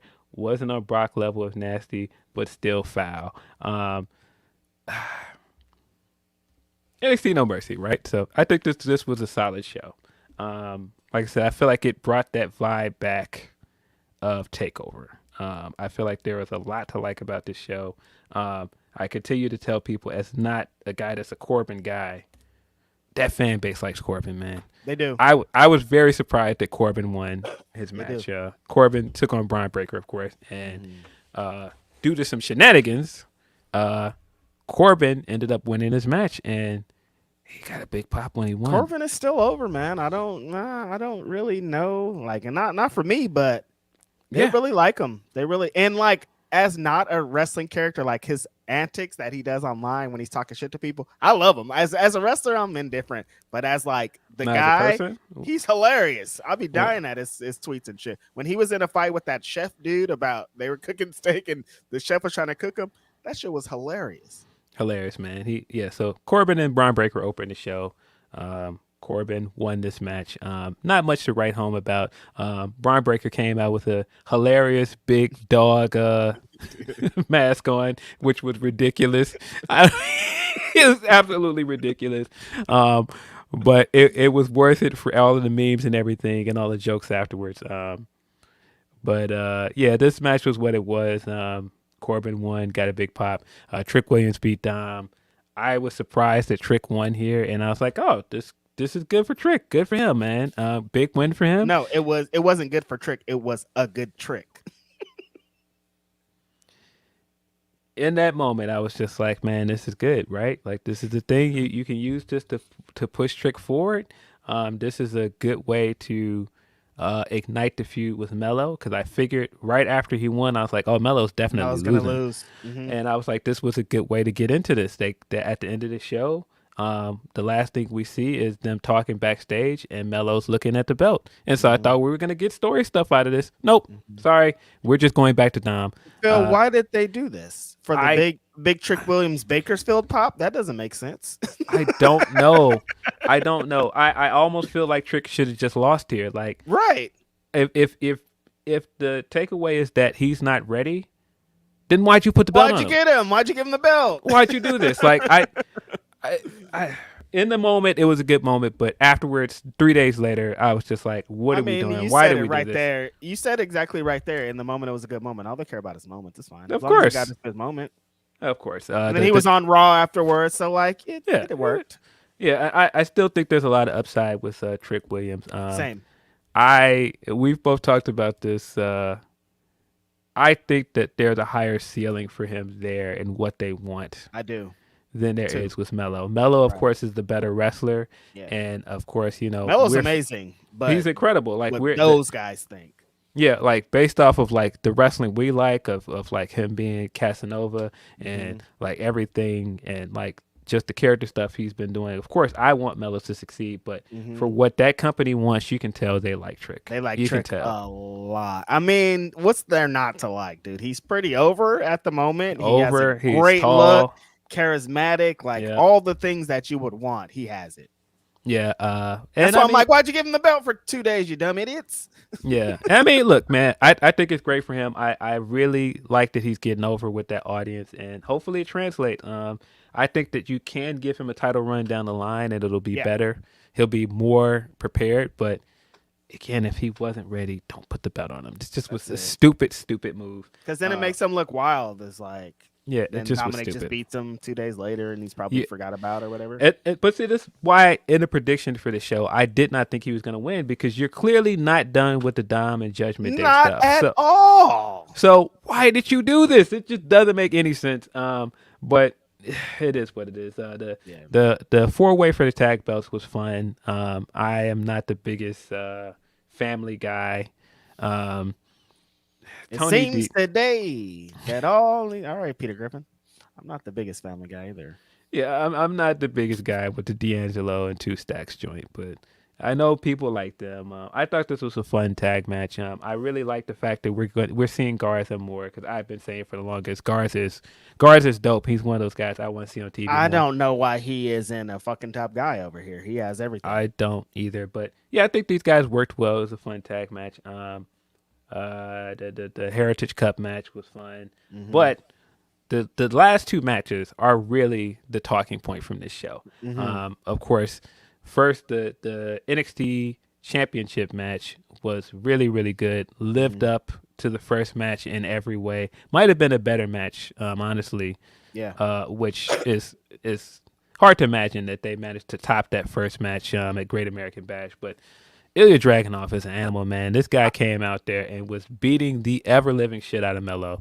I love the story that they tell of like him in rematches. Dragunov in rematches is like he studies that. It's like he studies that first match every single day for 24 hours until he gets to the next match. And there's no way in the world that you're gonna beat him in the rematch. And him just being this unbeatable fucking monster in rematches and winning this championship, I think, is a really good time, especially coming off of what Gunther's doing up there. I think that they've conditioned their fans in a good way to accept a really strong fighting champion, and I think that's exactly what Dragunov's going to be. Yeah, I think this feud has been really good for Melo. I think these are some of Melo's best matches, but it did feel like it was Dragunov's time. Yeah. Just like everything leading up to it, like you said, this guy doesn't really lose in the rematches. The story they're telling with Trick as well. It just seemed like it was just inevitable that he was going to win. And I'm really happy for him. I think that his NXT UK title reign didn't go the way it should have because he got injured. And so hopefully they have plans for him and they're going to push didn't this he guy. get injured like the first, like he only held it for, like he gave it up really quick or something, right? Yeah, I don't remember the timetable, but yeah, I remember just how good the match with Gunther was at TakeOver, and it just seemed like they were ready to move forward with him, and then he got hurt. I honestly thought they were gonna move him up before this, but I'm kind of glad that they did. And speaking of moving up, Dragon Lee apparently got moved to the main roster. He's been cooking up there really good on NXT. I'm not surprised that he's kind of the wrestler that could have went immediately to the main roster, but I'm glad that they let him cook for a little bit over in NXT and just get his footing. But I mean, he's a badass luchador. I'm not surprised about that at all. Yeah, he's ready. I think he really impressed people with the Raw match with Dom, and that was another reason why I figured that it wasn't going to happen for Trick, right? Yeah, that was another reason I thought Dom was just going to retain because I feel like the story that they were telling was the guy to beat him was Dragon Lee, and once you make it apparent that Dragon's not staying there, then Dom's just going to retain. So exactly. Yeah, everything about that decision just makes no sense to me, man. I don't want to linger on it. It just makes no sense. It's just weird. It was super weird. It's super weird. Yeah, it doesn't make any sense. But yeah, this match was really good. Dragunov versus Melo, one of the matches of the year. These guys have 2 of them things this year. Excellent stuff. Yeah. Then the main event was Becky Lynch versus Tiffany Stratton. I thought they had a very good TV match before this. Depends on how you feel about the plunder and some of the stuff in this match. I could see people very much feeling like this Extreme Rules match was not for them, but I really enjoyed it. I think some of the stuff was not for me, like the Barbie stuff I didn't care about. Like some of the sillier like spots to open the match weren't for me, but the longer the match went on, the more it went on. I mean, the better it got. And I mean, now you gotta give Becky her flowers, man. Becky is her, man. Becky came down there, popped that rating, has gotten people to watch. Becky has added more prestige to the NXT Women's Championship. I feel like she's in that conversation. There's got to be a little bit. There's got to be a little bit. You, Phil, a few weeks ago when you said that Becky was the one, but it's that men lie, women lie, numbers don't. Numbers Becky got do all not, the fucking buddy. numbers, bro. She got all like everything that there is to do. She's done it, and not only that, she's done it with grace, and she's been. At the end of it, she's a really good wrestler. So like, I think that ties it all together. You know what I mean? Great wrestler, great character, good promo. She has everything. Yeah, she's the full package. And I mean, if you do not think that she is like the best women's wrestler in WWE history, I think she's in the conversation. It's pretty hard to deny with what she's accomplished that, you know, it's probably her. But again, this is all subjective. People got upset because they were like, "Oh, you don't think it's Sasha?" I think in terms of like their career with WWE. I think Becky had the better career. I think totally. If you look at it, if you look at the things they did side by side, like Becky had more sustainable things. Because we know the criticisms on Mercedes, like half of her runs were a day or short and all this stuff. And like anytime she did get to the mountaintop, it was quickly taken away or something weird happened. Becky got to have the moments and then after the moments too. So it's a little bit different, I feel. I'd pick Mercedes just because I love Mercedes, but Becky's really like Becky's on the fucking Mount Rushmore of WWE. Yeah, of course. I mean, when you just look at everything she's accomplished, not just like main eventing WrestleMania, being the legitimate face of the company for a time period, having great matches with everybody in her era, going out of her era and having a great match with Trish Stratus and Lita. No, she's had an amazing WWE career, and that's not a knock at anybody else. Of course, I am a huge Asuka fan, but it would be completely dishonest for me to say that Asuka had a better WWE career than Becky Lynch. That's just not true. And I mean, it's the same thing for Mercedes. It's not that I think that like Becky is a better wrestler than her. Obviously, she's not a better wrestler than her. Obviously, there are things that Mercedes does better than her. But in terms of like having the full package and getting it all to work and having a sustainable run, being at the top for as long as she was, I don't think it's really that debatable, man. But what do you think separates her and old Teflon Donna, Charlotte Flair? What's Charlotte's thing? Is it that like sometimes she feels like she don't care? Like I've never felt like that for Becky. Like even when she was in that top, it felt like she was still like all in. And sometimes it's like Charlotte's like, she's just at work today.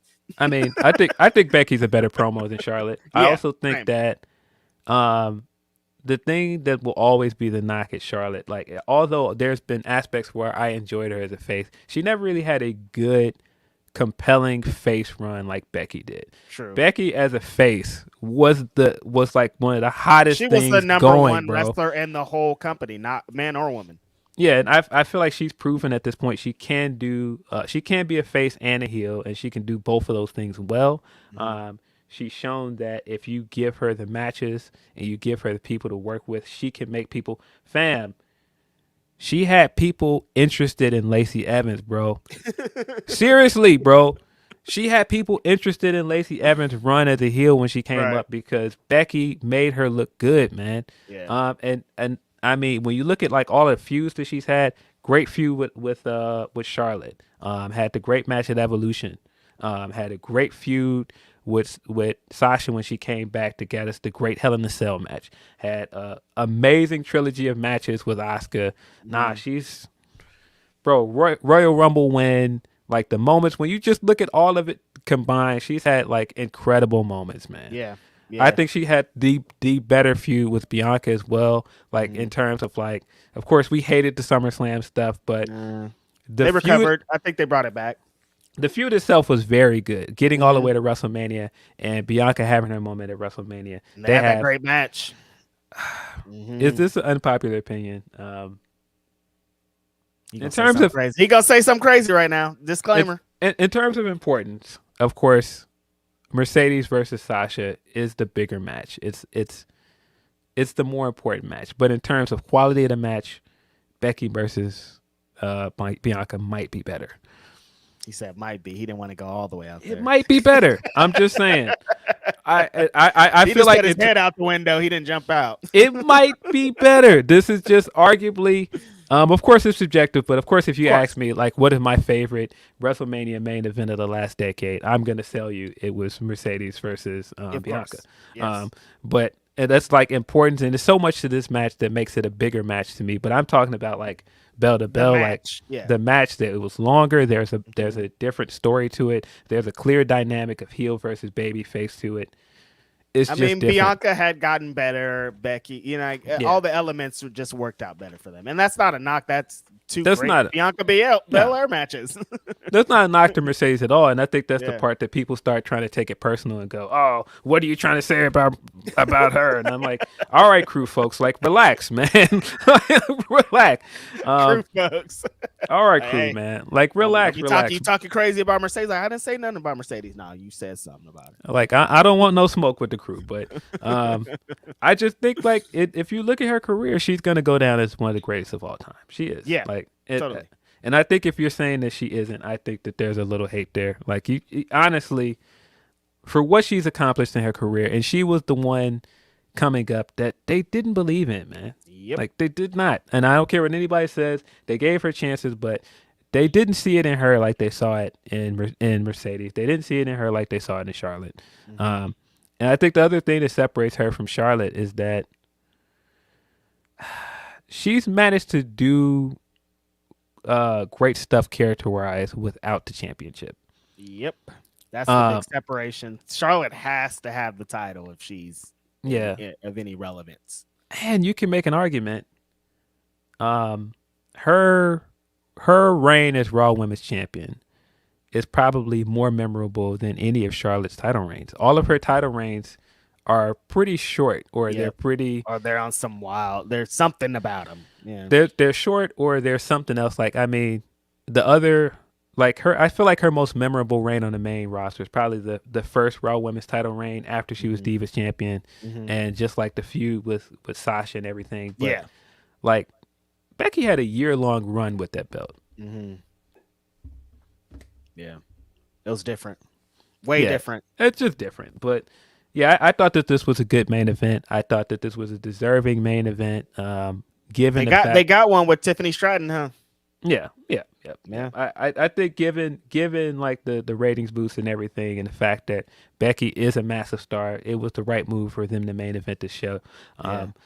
Tiffany is definitely one that I think she's going to be ready faster than people think she is to move to the main roster. I think we all thought Roxanne was going to be the one that moved up to the ranks and then made it to the main roster, but it feels like Tiffany's going to make that jump before Tiffany's on her way. Yeah, and Roxanne can have more time to develop. She's still a fucking teenager at this point, you know? Yeah, I don't really like what they're doing with Roxanne, man. Like, I think people were all up in arms, like, why are they booing her? And I'm like, yeah, because the character stuff is not good. That's why. Yeah, it's not on her. It's just it's how they're presenting her. Anytime they have like a young phenom type thing, like this person's doing all these things, it kind of feels like they're forcing her upon them, and wrestling fans don't like that shit. Yeah, I think they want to feel like they're the ones that pick the person. Anytime we've seen it with Roman Reigns, we've seen it with a bunch of wrestlers. Anytime WWE's like, this is our person, fans are gonna immediately be like, tune out. Yeah, because I mean, when we were talking about Julia earlier and like Statlander and Hater, I think the thing that AEW's crowd has shown is that wrestling fans like to be on the journey. They want to see somebody develop and follow along with it. That's the thing that helped Becky as well. They were there for the journey. And so I just think that there's been a lot of bump in the roads with the Roxanne stuff, and it hasn't exactly hit. She hasn't exactly found her voice as a promo. She hasn't exactly found her legs as a character yet. And when she does, I think it's going to be better. But and not to say that I would have booed her. I think it, but I also think that your crowd's trying to tell you something that it's That's just it. not. It's Yeah. not really hitting, and that's not her fault. I think that her title run was not good. Especially considering how they put the title on her after Mandy Rose and all of that stuff. She might have been. She kind of might have been victim of circumstance with all that. The Randy Rose stuff, it's just it's a number of things happening at once. I wouldn't put this on her as a wrestler because of course she's very very good in between those ropes. It's just the character stuff just ain't hitting. Mm-hmm. I think they'll get it. Like I said, she still has so much time to develop that I think that's like it might have been rushed if they were to just got right to it. Like let her kind of slip and fall. Let her go through a few different things to try to figure out who exactly she is. And I think in the end it'll happen. But with Tiffany Stratton, man, I see the just how fans and everybody's kind of taking to her and her moonsaults and everything. Like they really got one bubbling up over there. Something that we don't see a lot of development from like scratch of these women's wrestlers that are like good this early, and to see that with Tiffany Stratton is dope. And for her to be getting main events with Becky Lynch already is like, that's a sign that I think they know that they got one too. Yeah, I think that they see something in her. Yeah, you could definitely see it. She definitely has the character stuff down. She's definitely got something. Her moveset looks good. I'm sure people will throw out that G word that they like to throw out for women's wrestlers when they're not quite ready yet. But I think she's poised to make that jump soon. I think Melo's moving up soon too. Like I think that's the other reason why it made sense for him to drop the belt here. He's done everything there is to do with NXT. He's been North American champion. He's cruiserweight champion. Only person in the history is that brand to hold those three belts. He's ready, man. You're not going to keep him there and do a tag run or something like that. He's done everything there is to do with NXT. I think he's moving up soon. Didn't Shawn Michaels tell him he ain't ready? I mean, we seen Coach Prime trying to tell his kids they weren't getting the draft either. Ain't nobody hearing that, man. Ain't nobody trying to listen to that. Send my guy Melo up. He ran the thing, man. It's time for him to sink or swim. Send him up there, man, and he's gonna swim because I think he's really talented enough to cook up there. Another WWE. They're doing them back to back. Phil, don't we got one today too? We do. We've got a WWE pay-per-view tonight. Life in the Fast Lane. Is that really the theme song to this show? No, I don't know. I don't think it is. If it is, come on. Life in the Fast Lane. I don't think that's the theme, but that would be really funny if it was. Yo. Stop, man. Stop. Life in the Fast Lane. It's in Indianapolis. It does. If it's that's their type of music and humor. Yep. Wonder if Tyler Halliburton will be in the building tonight. It's gonna be in Indianapolis. He is a wrestling fan. I would think so. Yeah. But yeah, let's run through this card right quick. There's like 5 matches on it, so not much to. Is Roman gonna be there? Psych. When is Roman gonna be there? He's showing up on Friday. He's supposed to be there. Oh, is he? Good for him. Yeah, not a whole bunch to talk about in this card. 5 matches, bro. They used to do like 9 matches cards. What happened here? Yeah, quick match, quick show, but I think that they're setting up for a few surprises. Okay. We've got the LWO taking on Bobby Lashley and the Suit Profits. I think Bobby and the Street Profits are gonna win here, but the news of this is we've got a mystery tag partner because it will be Ray and Santos, but the other 2 members of LWO got injured during the beatdown from last night's match between Bobby and Ray. So it's gonna be a Latino, I'm assuming. Yeah. Ray said even though the homie is not Latino, that's in the group, but shout out to him. I'm a big fan of him. What's his WWE name? Oh, Joaquin Phoenix. No. Joaquin Wild is his name. Shout out to the homie Zima Ion, formerly.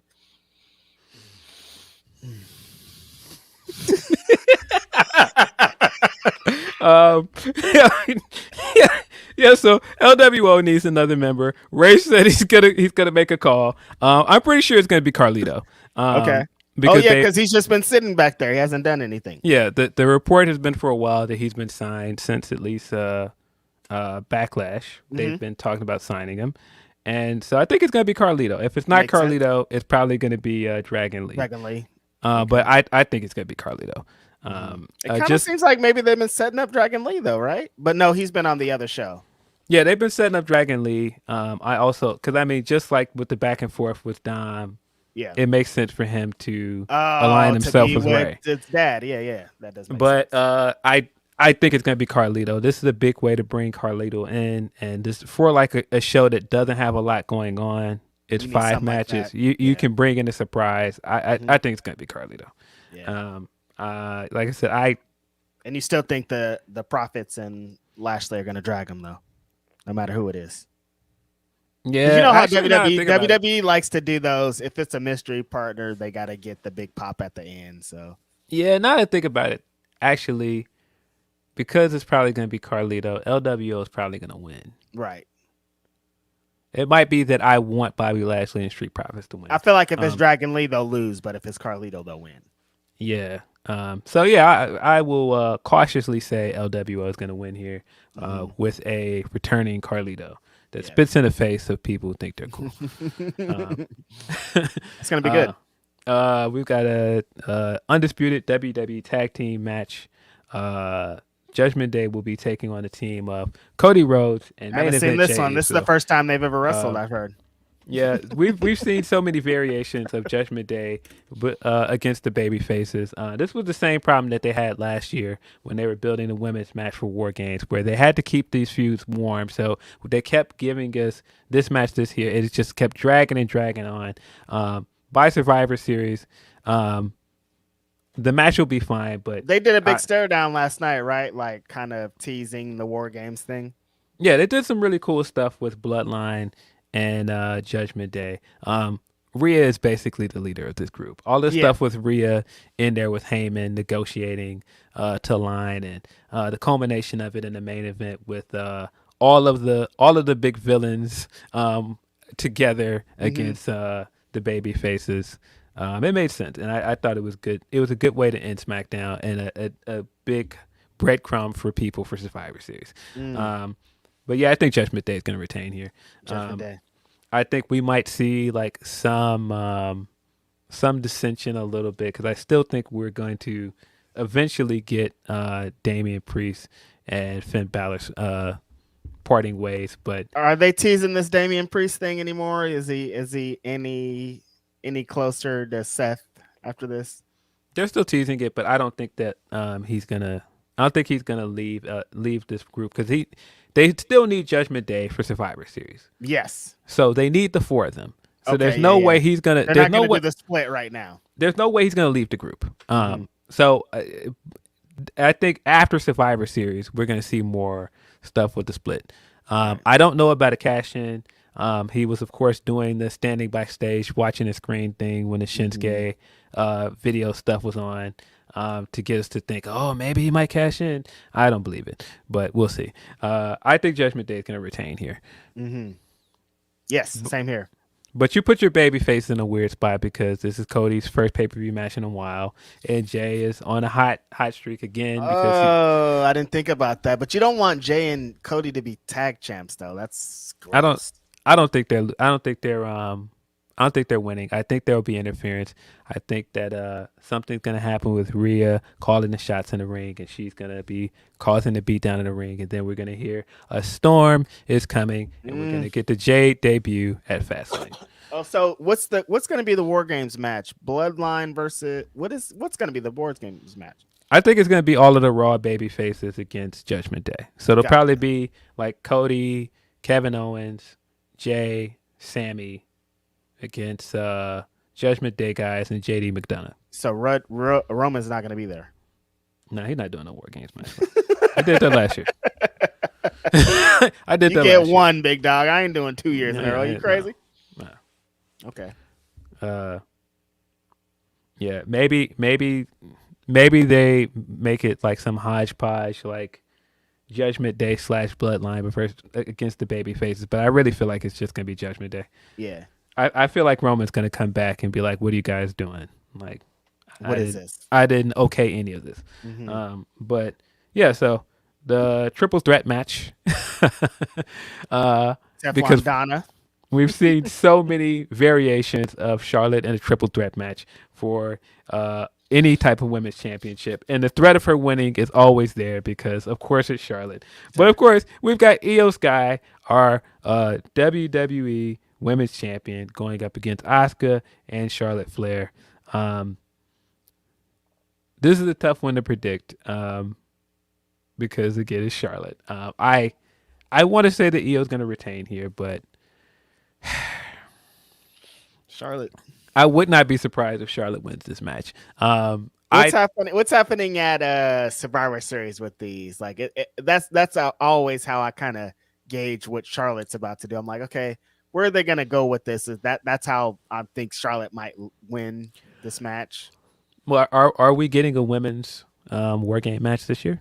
That's the question, I guess. Have they been setting it up? Not really. Nah, not like. Remember last year it was like apparent that they were setting it up. So this year it's not really the same. Yeah, I definitely feel like if Io wins, Asuka's eating the pin again, which I don't like. Charlotte is not getting pinned here. No way. And other ways is Charlotte winning. The only way I can see Io possibly losing and Asuka retains is if Kairi shows up here. I don't think that Kairi's going to show up here though. I really think the debuts are going to be Carlito and Jade. I'm going to cautiously say that Io Sky is going to retain here. I would say Io too, just because I want it to be Io. I think Io's going to retain here with some shenanigans. I think there's probably going to be some more miscommunication with her and Bailey. I hope that they don't just take the belt off of Io though. They need to stop messing around with my girl Bailey. I don't like how Bailey's losing. She took another L last night on SmackDown, taking 2 losses in a row. I don't really like it. Whack. Bailey's not looking great though. Yeah. 10 out of 10. 2 thumbs up. Other big tag match we've got. I don't know if this will be the main event. I have to assume the last man standing match will be the main event because that just makes the most sense. But yeah, of course it's John Cena, so you don't know. But John Cena and LA Knight will be taking on the Bloodline, Jimmy Uso. Yeah, I can't see Cena not being the main event of this show. This is I'm gonna put a pin in that. But so John Cena and LA Knight versus this is he's about to go all the way in. John Cena and LA Knight is good. I think this is a huge opportunity for LA Knight. Yeah. Really happy to see he's finally getting those big matches because he was getting the reactions. You could see that he was one of the most popular guys, not just in this company, in wrestling at the moment. Wrestling, yeah. I mean, I was just sitting watching Dynamite the other night, and you could clearly see a guy in the crowd dressed like LA Knight. So I'm glad he's getting the matches. It very much seems like they're starting to build towards Roman versus LA Knight. I don't know where that happens, probably at the Saudi show. Right. So and on that note, I'm excited for this because I do think that this is good for him, but I just don't understand the Jimmy and Solo dynamic. I think they're gonna lose, but I think that's also to tie into Roman coming back on Friday and yelling at everybody. But yeah, I feel like they've got to win here. I feel like John Cena is not taking another loss. He just took a loss at WrestleMania. He's not taking another loss here, and LA Knight needs this win. So in order to build to that match with Roman, John Cena and LA Knight will be getting a W. This show's definitely going off the air with LA Knight and John Cena hands up celebrating this win. I can't see Cena not main eventing this pay-per-view, and like you said, LA Knight really needs this win. And it just furthers along the Bloodline storyline for them to lose. This like Cena, this run has been very interesting. I mean, nobody's really surprised about it. I didn't know it was going to be so in depth. Shout out to WWE for getting that, but he is he's there. He's been there regularly. He's there. Yeah, that's a great way to describe it. Yeah. So our last match, possibly not going to be the main event. Seth Rollins versus Shinsuke Nakamura for the WWE World Heavyweight Championship. I think the fact that we're even questioning whether this match is going to be the main event is the problem with this title run. And I've seen people saying, "Oh, it's on Seth." It is not on Seth because, again, if you're gonna let this guy have the run and be world champion, treat it like a world championship. Like, if that's the main belt on this card, on a 5-match card, there's no excuse why on this card he can't main event that show. We shouldn't be thinking about what the other match is. The world champion's on the show. He should be in the fucking main event. It's the world title. Yes, it's a last man standing match. It's going to be the longest match of the night. Yep. It should be the main event. Like, no question about it. Right. And I think that that's part of the issue. I saw the discourse this week of people going, "Oh, has Seth been a bad champion? Gunther's lapping him." Well, I think we're supposed to feel like Gunther is a better champion. It's the same thing that was happening on AEW with Orange Cassidy. Orange Cassidy was a better champion. He's having the title defenses on TV. He's present. Yes. Gunther just broke a historic record. Yeah, we're supposed to feel like he's the better champion. But what does not help Seth is that you started this reign with him saying, I want to be the guy that gives people opportunities. I want to kind of do the TV matches and do what I was doing as Monday Night Raw. You can't do that when you've got another guy on your show doing the television matches. It just doesn't make sense to do that. It made sense for Gunther to keep doing that when he was on SmackDown because Roman was not there. But now, when you're on Raw and you have 3 hours and your world champion is there every week, it doesn't make sense for two people to do that. Right. And so these things they're going to bump heads. And so because of that, you took away what he started his run with, having the TV matches, and now he's building the feuds to the pay-per-views, and the feuds have been good. This has been very, very good for Shinsuke Nakamura. I think this revitalized his character. I am excited to see him on TV every week because he's doing great stuff. I wouldn't be mad if he won. I think he's on a great run. I think he's doing some good heel stuff, but I just think a lot of this has done a disservice to Rollins, man. Like as champion, like not giving him the chance to main event pay-per-views while Roman is away. Like, if you're not going to do it when Roman's away, when are you going to do it? What was the point? I thought this was the point. That's the most confusing thing about him. Is like, okay, you guys created this thing as like an alternative to Roman pretty much, but you're not even giving him the opportunities that you should have been giving him while Roman's out. Roman's been out for like 4 months or something. He hasn't been at none of these shows. This should have been all Rollins. We should have been all Rollins talk, main eventing, everything. But yeah, just like you said, if there's two people giving me the same thing on a show, and I feel like Gunther gets more room to breathe just with having the TV matches and the story stuff with Seth and how he's presented could get muddied up. Gunther's presented as a badass that goes in there, fucks people up, and the match is over. Like, there's nothing you could hate of it about that. Like, there's some elements of Seth that you could be like, well, I don't really like that part. And it like that's a disservice if they're both doing this fighting champions thing. Gunther looks better in the light because they're presenting his part better than they are presenting Seth's. Yeah, I mean he's having incredible matches. His focus is wrestling. His entire character is exactly. I don't care about any of this sports entertainment stuff. Get to the graps because that's where I'm better than everybody at, and he's proved it. So yeah, of course he's been better at that. But I don't think that makes Seth a bad champion. I just think he's had an uphill battle with this belt because it's like you started out the gate by showing people that it was not as important as your other belt. You started out the gate by not splitting the other belts and creating a third belt. And he's had to try and turn this belt into something special. And so, yeah, coming out of the gate, he's had a lot against him. But this is a good place to be at, Phil, because Gunther's the Intercontinental Champion. People are talking about that championship being prominent, being one of the main titles. And we've been trying to get here for so many years. Yeah. How many times has somebody became the Intercontinental Champion and we've been like, this is it. They're finally going to be like when Bret Hart and Shawn Michaels are holding it in the 90s. And it's like, nope, it hasn't happened. Gunther's done it. He's done it. He's made people think that he's better than the world champion. And I think that's always a place that we wanted to get back to.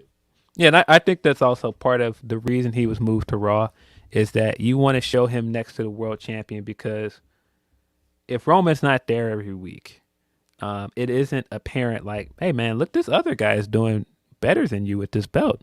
Right. I mean, it was apparent anyway because he wasn't there. And SmackDown for weeks was the Gunther show when Roman was not there. And I think that it's hurt SmackDown without him being there.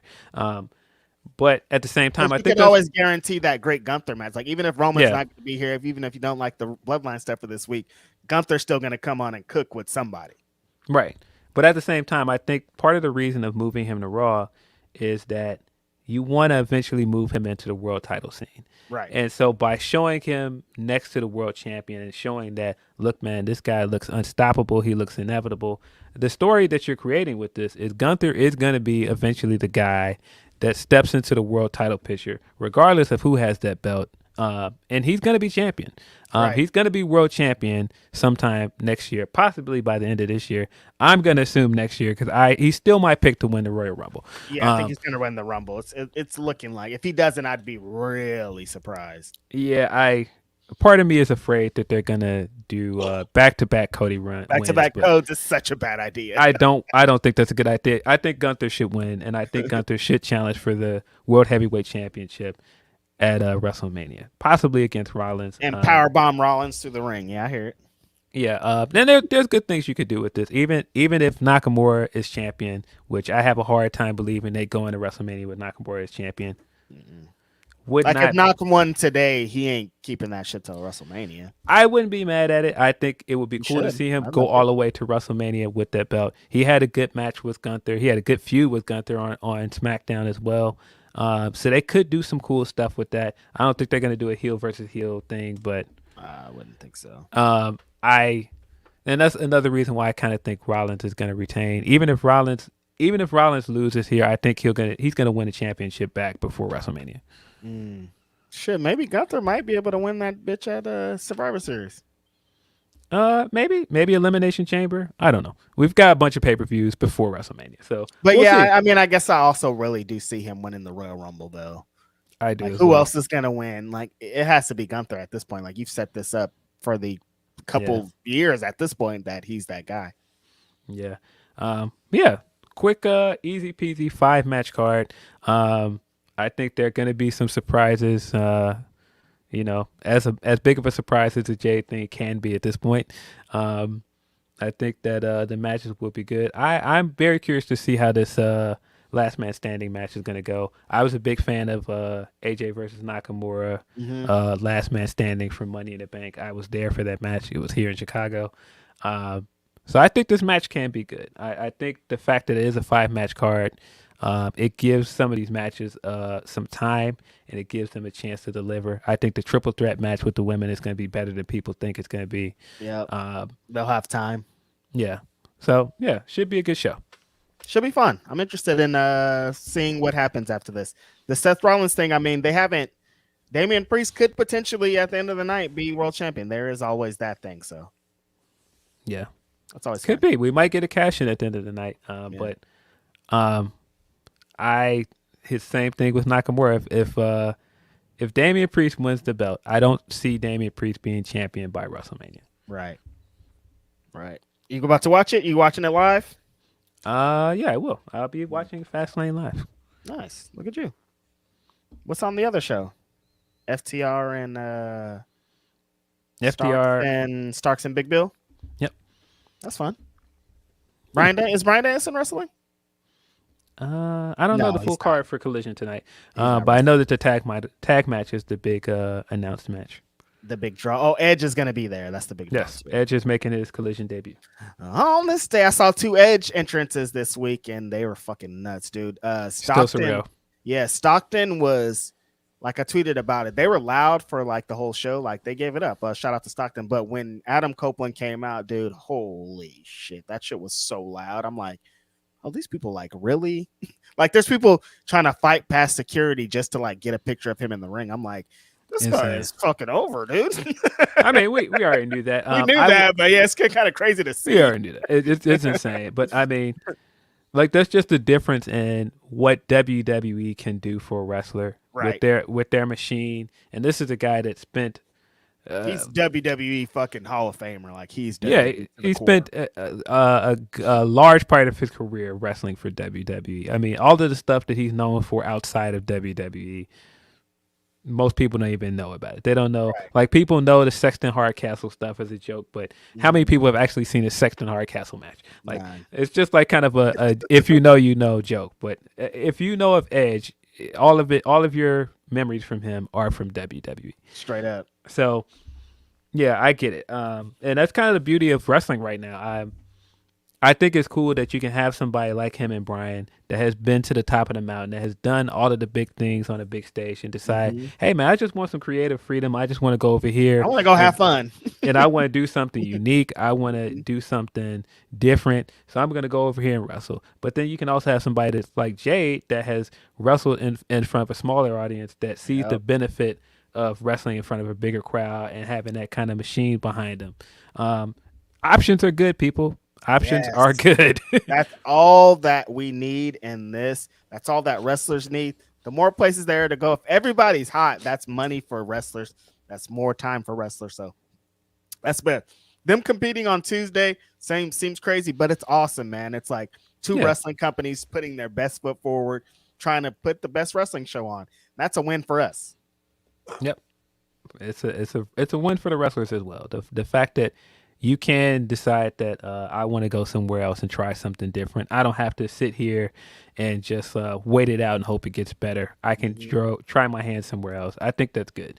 And I think one of the things when all is said and done with AEW that is going to be one of the great things about them is just the fact that they've allowed so many guys to have a second run at it in their career in their terms. Like when you look at what it's done for Sting, man, like Sting has had like such a great revitalization with the company. It was hard after WWE. It was like, I don't know, Sting might want to, get that rest home, brother. And he said, nah, fuck that. Man, like when you look at what it's done for Sting, when you look at what it's done for Brian, I mean, Billy Gunn, man, like Billy Gunn. Oh my god, so over, dude. They Acclaim wrestled in Stockton. I'm like, these people are still really over. But on top of that, Billy Gunn is really over. People like when he tags in. People want to see him out there. Yeah, what it's done with all these veterans. I mean, even with Jake the Snake and how people were so into what Jake was doing when he came there.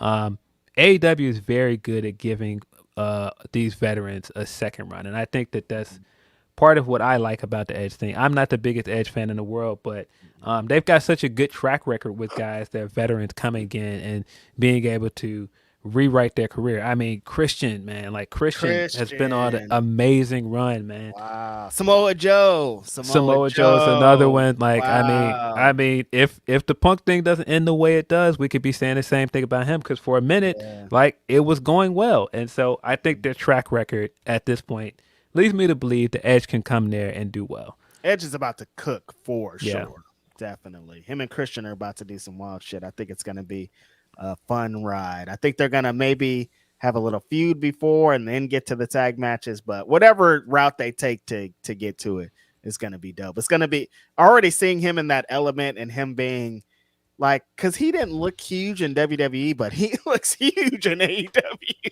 Yeah, he definitely looks bigger than a lot of the guys there because he comes from the company where they want to push giants. They want to push giants, and so it's a lot of indie, sentiments here in AEW. There are a lot of smaller guys here. Like so Luchasaurus usually looks big, but like against Edge, he don't really look that huge.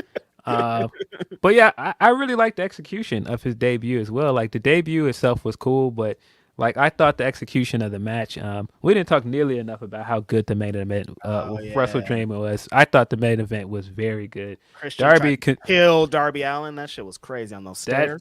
That stair spot was Darby, man. You gotta relax, man. Relax. You gotta relax, man. We get it, dude. You are crazy. We've seen some nasty stuff, but bro, come on. That was You're back. It looked bad the first time they showed it, and then when they showed it from the side, I was like, nah, he got relaxed. Yeah. Initially, I was like, damn, he killed him, and then you see him, and you're like, no, he killed him, dude. Are you okay?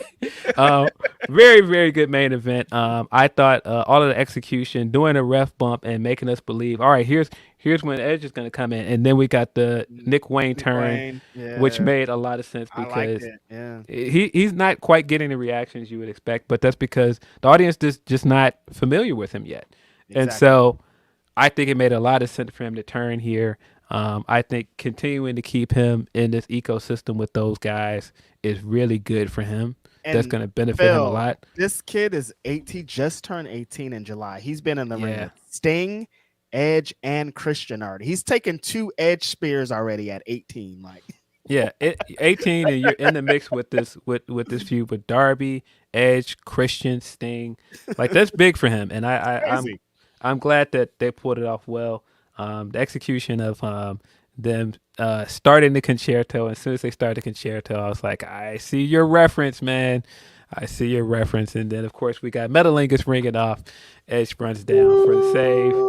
Like, I'm haven't been the biggest Edge fan for. I wouldn't WWE, like, Edge is cool. Like, TLC matches are like my favorite WWE matches all time. That's like the connection that I have. But when he came out in Seattle, brother, you would have thought I was #1 Edge fan, bro. I was yelling. I mean, that's like great, like just great wrestling moments. Like, us as a crowd are going absolutely bananas. Like, everybody's just so happy to have this moment. And he comes out with the same music, same energy, same everything. I was like, wow, y'all really did it. It was a good moment. It was a good way to cap off a really good pay-per-view. Like I said, I think the execution was very good. Mm-hmm. I like the way they interlaced all the storylines they were already doing. It doesn't feel like they just threw Edge in. Right. It feels like this was a logical next step in the storyline they was doing. It was like, Edge, he makes a lot of sense. This is actually a perfect progression in this feud. Yeah, and then we also got the stuff the next day. I thought the segment to close Dynamite was very good. The Edge stuff there was good, but again, Christian is just fantastic, man. Just fantastic, man. Christian? I guess we slept on you, Christian. We're all sorry. We all apologize. Yeah, because you didn't came back with full. Go fuck yourself, dude. Go fuck yourself. The way that we collectively as a crowd were like in it. We all knew he was gonna say something though, because he had the mic, and it's like, what's he gonna say? And then just those 3 words, it's like, wow. Yeah. Great way to end Dynamite. Great way to start his run with the company, with Edge. I think this is a good move for Edge. Yeah, good work all around. I think he's gonna, if any way to kind of get acclimated with what goes on in AEW, I think this is his best introduction. You know what I mean? Because like Christian not being there, he could have came in and it would have been like they could have told stories, of course, because everybody's inspired by Edge, but this is just a great way for him to come right in, and then they could just branch right off of that. So exciting stuff. Yeah, I think we're going to get the feud with them for a while. I think that there's a lot of stuff you can get out of this. You can get a few variations out of tag matches up to Full Gear, but I have to assume the match at Full Gear is probably Edge versus Christian 101. Mm-hmm. And then they teased Edge and keep saying Edge, Adam Copeland and Kenny Omega right out the gate, handshake. No, they were like, we know what y'all want to see. Here it is. Here are the guys. Yeah, he came straight out and said that he wants to be here to work with his friend. He mentioned Hobbs too. I love that anytime somebody comes in like this, a legend or somebody new Hobbs. or somebody said, they always say Hobbs, and it makes my little heart just. I'm like, yes, dude, I love it. You're about to do swerve, swerve. But yeah, when Punk did it, I remember when Punk did it, I was like, yo, the homie said your name. But like, it's so crazy that like everybody, he's like a part of that, of the crop of when people say they want to have a good AEW match, they mention my fucking friend, man. It's nuts. Yeah, I think he's one of those guys that's very unique to AEW. And he stands out because this is a company that, like you said, don't have a lot of big men, and he's like one of the most noticeable and striking big men that they have. Mm-hmm. So it makes a lot of sense for me. He's so funny, man. I wish I could talk about what he be talking about. Can't. We'd all be fired from everything. He's the best. Shout out to Powerhouse Hobbs. Don Callis family. Told Shout out y'all. to Powerhouse Hobbs. He came out clean, like you said, black pants, crispy Tims, buddy. Those things look like they're fresh out the box, buddy. I just thought of that text that you immediately sent over to me after he did.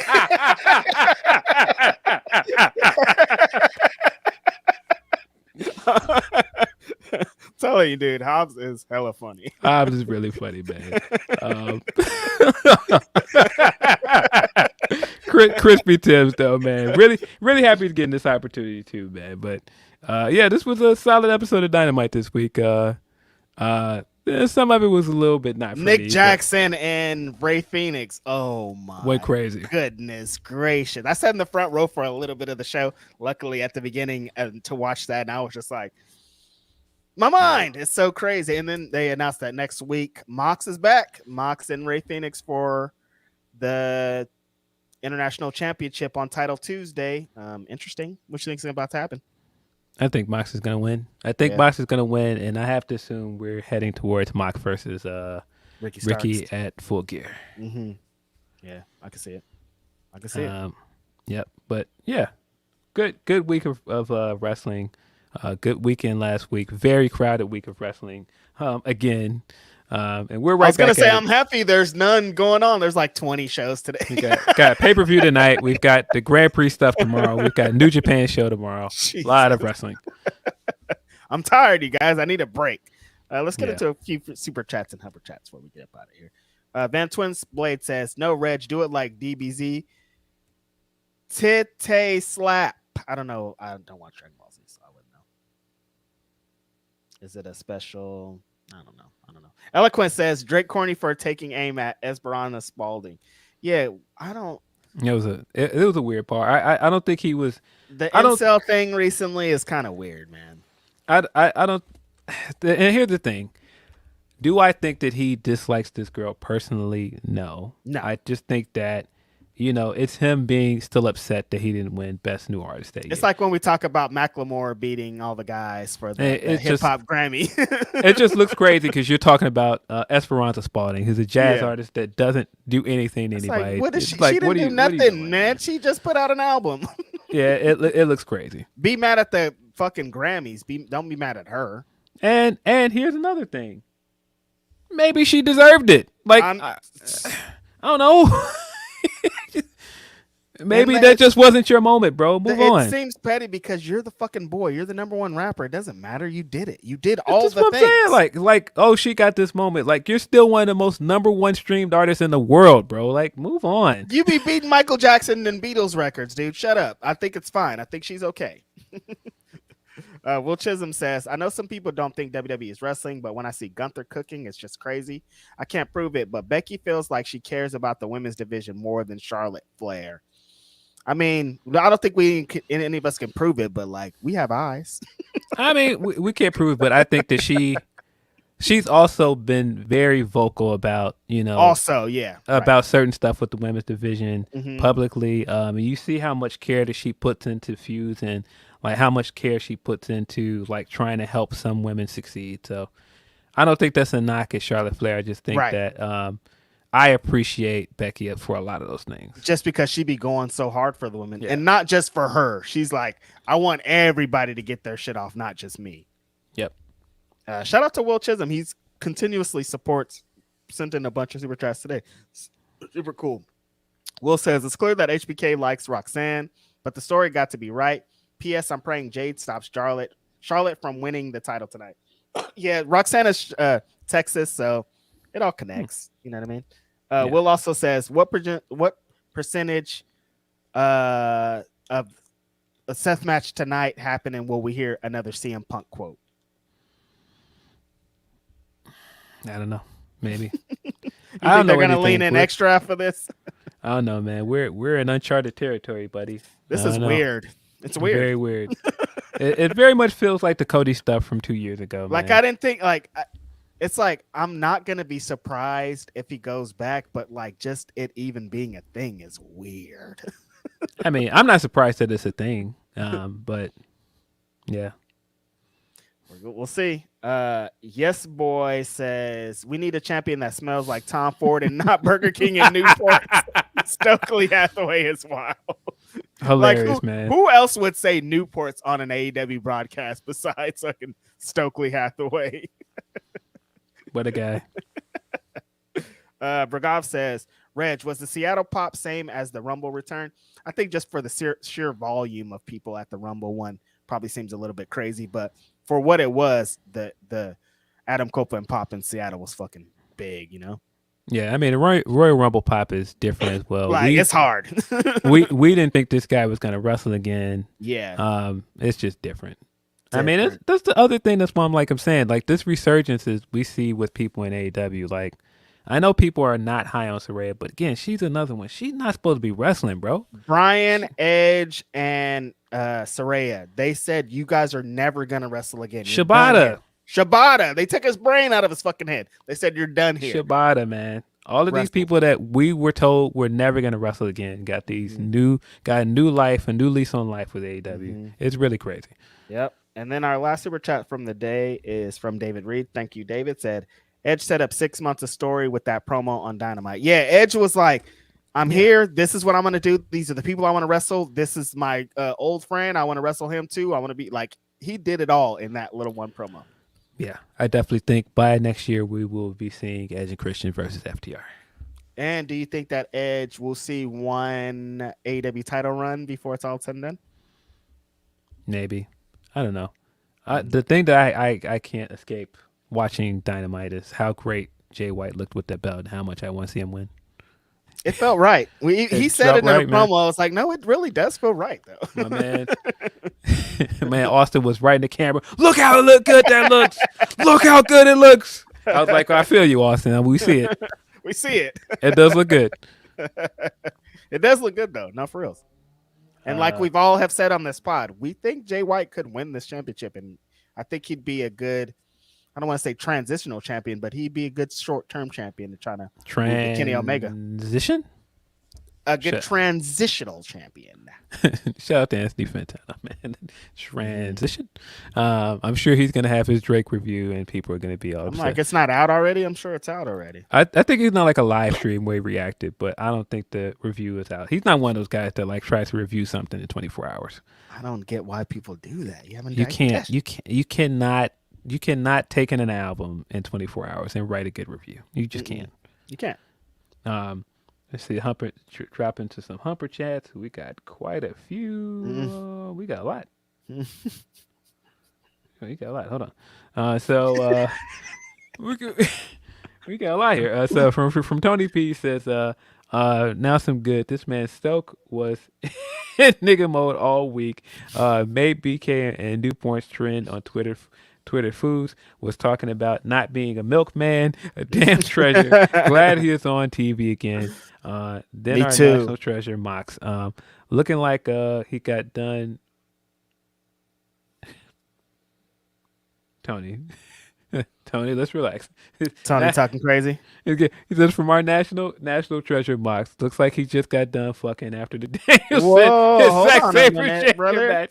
Legs propped up, waiting for Renee to hand him a cigarette. That shit was a sight. I don't want to know what this guy looks like afterwards. It's kind of wild, but I understand the analogy. I feel you. I don't know if I can follow along. That's crazy. We got one from one of our favorite Humper chatters, Nelson Muntz. He says over and under 20% that CM Punk, if he goes back to WWE, will wear a pro-trans shirt or a pro-abortion shirt on TV like he did in AEW. Only Brett is a bigger sellout than CM Punk if Phil goes back to WWE. I'm from Europe. The dumbest wrestling takes like DG getting buried at AEW is from people that literally have lost a ton of working brain cells watching WWE. People acting like DG is Bailey is embarrassing, and as always, it's mostly Americans. I think calling Brett a sellout is kind of crazy, but it is what it is. I think that Bret Hart going back is way crazier than CM Punk going back because they screwed Bret on fucking camera. We all know the story. Fam, his your brother died on WWE at television. the show, and they continued the show like. I love Bret. I'm number one Bret, greatest of all time, fucking Hitman. But that's crazy. Yeah, I don't know if I would call him a sellout, but I feel you. Sellout's probably not the right way because it was more about like his fans and getting his catalog and kind of doing deals. But yeah, I see. Yeah, I can understand why people were upset about it, but that WCW run was god awful. Terrible. God Worst shit that ever happened to me. Not even him. That shit was bad. I was the hugest Bret Hart fan. I was like, the fuck is this shit? What are y'all doing? It was god awful. But on the Garcia thing, it's disappointing to see him continue to lose. But I'm waiting to see where this is leading. I'm not jumping off the cliff. I don't think that he's buried. I think that the dance and everything is still over. People still want to see him on TV, so he's fine. Right? Yeah, he's not buried. I think people misuse the word buried a lot. Everybody does. They don't know what that means. Yeah. Buried is not on TV. You've never heard of him, like Sean Spears. He's buried. Exactly. Like people still have interest in seeing him. There's still potential for Garcia. I mean, so he's fine.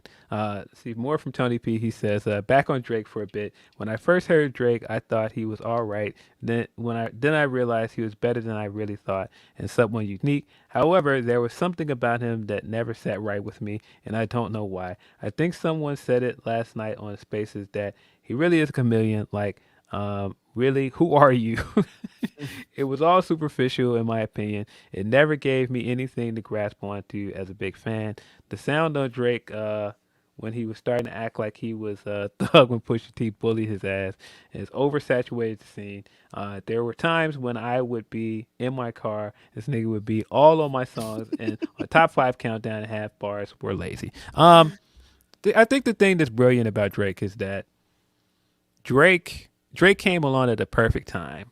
Kanye had just basically ended the era of gangster rap, and he made it cool for esoteric guys to be a thing again. He made it cool to be vulnerable again.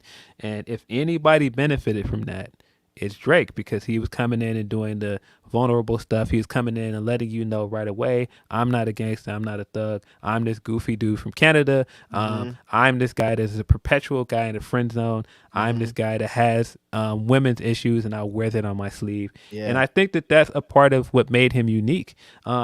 What I think has gotten lost in the sauce a little bit is that the longer he's been around, it's like, all right, well, you cannot continue to be this Peter Pan character that I believe cannot get women. You're Drake. You can get any woman you want. I can't continue to buy into some of your melodrama stuff because, again, you're Drake. You're worth millions of dollars.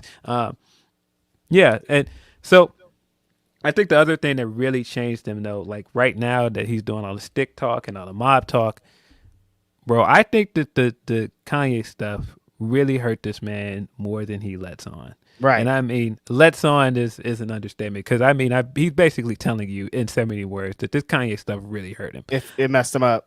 I think that he really trusted Kanye. I think that he saw him as a mentor. And I think he felt very betrayed when Kanye, started doing stuff that he was doing.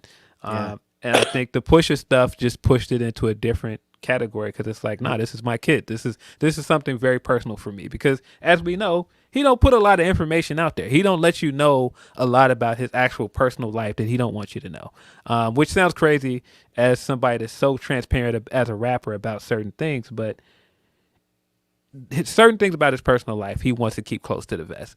And so I think that was one of those things, like once you let that out of the bag that I have a kid, I don't think that he's let that go. I don't care what you've done. I don't care.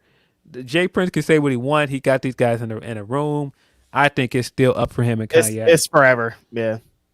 I think it's still up for him and Push as well. And I think that he's no longer the women's guy anymore, because he's kind of pissed a lot of women off. Like a lot of his women's fan base ain't fucking with him as hard. And so now it's kind of like at a 36-year-old, it's like, who are you anymore? And I don't even think that's just his sound, because he's managed to evolve really well with the sound. I think that that's why he's still been relevant, because he can do all of these things. Now, I'm not here for him jumping and doing all these different accents. That's just crazy. But I think in terms of like him being able to fit in different pockets and to do different sounds, he's been really good at that. But I think what everything has told me for the last 4 albums, this guy needs a break where he can just deal with his personal stuff. Go be a dad. Go and find something else. You don't need to do this. You are one of the most streamed artists in the world. You're worth millions of dollars. You don't have to drop an album every year. go enjoy your life. Enjoy the spoils of your success, bro. Like, just let this stuff go.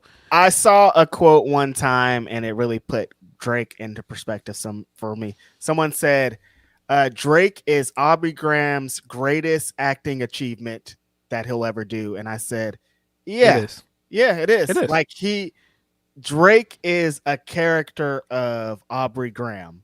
And sometimes you hate him, sometimes you love him. You're going to get everything that it is. And he might be to a point where he doesn't know. The lines might be blurred as fuck at this point. Like, he doesn't know who's Aubrey and who's Drake. But that's where he is. And sometimes I feel like he feels like this is what Drake the rapper would do. And he does those things. And that could look crazy to some, but he's playing his role. Yeah, I think it's crazy that some people are like, man, this guy is so insecure for somebody so successful, but that's always been who he is. Yeah. His entire thing from day one, a big part of his appeal has been the fact that he is vulnerable and insecure. So he came out with best I ever had off rip. Like, we knew exactly what he was giving up off. Yeah, bro. Like, it does not surprise me that he's still this guy. He's still perpetually like this guy that is not married and does not have this figured out. But I mean, the fact that he's 30, the fact that he's 36 and is still a thing is a little bit wild. But he's a celebrity. Like, celebrities don't live normal lives. No. What would you expect? Exactly. Yeah, I'm sure we can go in other deep dives about the Drake stuff, but that's enough Drake. Do want to get out of here.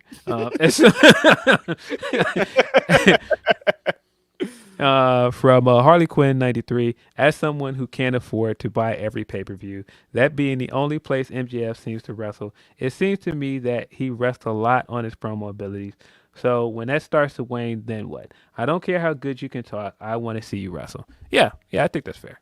Yeah, that is super fair, especially if you like the champion and you're like, okay, enough of these promos, dude. When are you going to work? And he never works on TV. That could get pretty frustrating.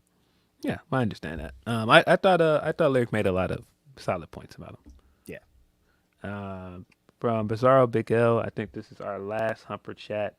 He says, no hate on Punk, but I'm not going to be a fan of people backing Punk for just being in WWE. In the tribalism. And Reg, how was the spot food last night? The double Rana was nuts. Love the Danhausen is coming back. The Kingdom getting sued for all the money. Yeah, I agree. I think people that are going to do what they did with Cody, and all of a sudden it's going to be welcome home and all this other stuff. When y'all hated this man, like, that's going to be nasty. He's so cool. He's the greatest. He's not a backstage cancer like we've been saying for the last blah, blah, blah. Yeah, y'all have hated this man for 8 years, bro. Like, now all of a sudden when he comes back, man, it just feels so right. That's going to be real nasty. It's going to be some nasty couple months here, but I'm very excited about it. I love the turmoil. I think everything coming out, the rest of this year is going to be so funny. Yeah, but love him or hate him, I think that this was what makes Punk so great, is that he brings the chaos. And as a fan of chaos, I love it, man. You just never know what this guy's going to do. You never know what he's going to say. Again, he don't want him to say stuff half the time, and he's in the fucking news. Bro, he said nothing since he left. He ain't said nothing since he got fired. The last thing we seen him do was throw his hand up in the air and walk backstage. And we ain't seen him in a wrestling ring. We ain't seen him say nothing about wrestling since then. And this guy's been a topic of conversation for the last 2 months. Every week, Phil. So, that's kind of the power of this guy. Anybody that's just like still doing this, he's not a needle mover. Boy, you are lying to yourself, man. You are delusional. This guy is still one of the most. If he wasn't a needle mover, we wouldn't be here. WWE wouldn't care. They wouldn't care. Like, oh, got fired. Who cares? We would not be sitting on this podcast talking about him. He wouldn't be the topic of Observer and all these other news articles every week. No, they know that it'll work. They know that it'll equal clicks because it's him. He's still one of the most talked about guys in this industry. Mm-hmm. Clicks. He get them clicks. Speaking of clicks, give us a bunch of more clicks, you guys. We appreciate you guys supporting Grapsody every week. Thank you for 2 years. It's been an amazing journey. We got 2 more. We got 5 more. We got 100 more. It's forever. Grapsody's a lifetime of podcasting. It's been amazing. Being on here with my friend every Saturday is fucking awesome. I love waking up and talking about wrestling and talking about hip hop and talking about basketball and talking about all the dope things. It's amazing. Thank you guys so much. Yeah, man. really appreciate you guys taking a chance on us when we started this thing 2 years ago. Continuing to take a chance on us with a different format. Grapsody hats are all outside too. Shout out for everybody who got there. Man, yeah, it's really cool seeing people wearing a hat that is something that I designed myself, and part of this podcasting experience is really cool, man. Of course, if you do not have a hat, you still want to grab one, can get one at grapsody.bigcartel.com. Appreciate you guys. Can't say that enough. Don't have any more humper chats. I don't think we have any more super chats. Nope, that's it. So yeah, appreciate Lyric again for coming through. This has been a good one, man. Been a good one. Looking forward to Fastlane tonight. Looking forward to some New Japan Life tomorrow in morning. The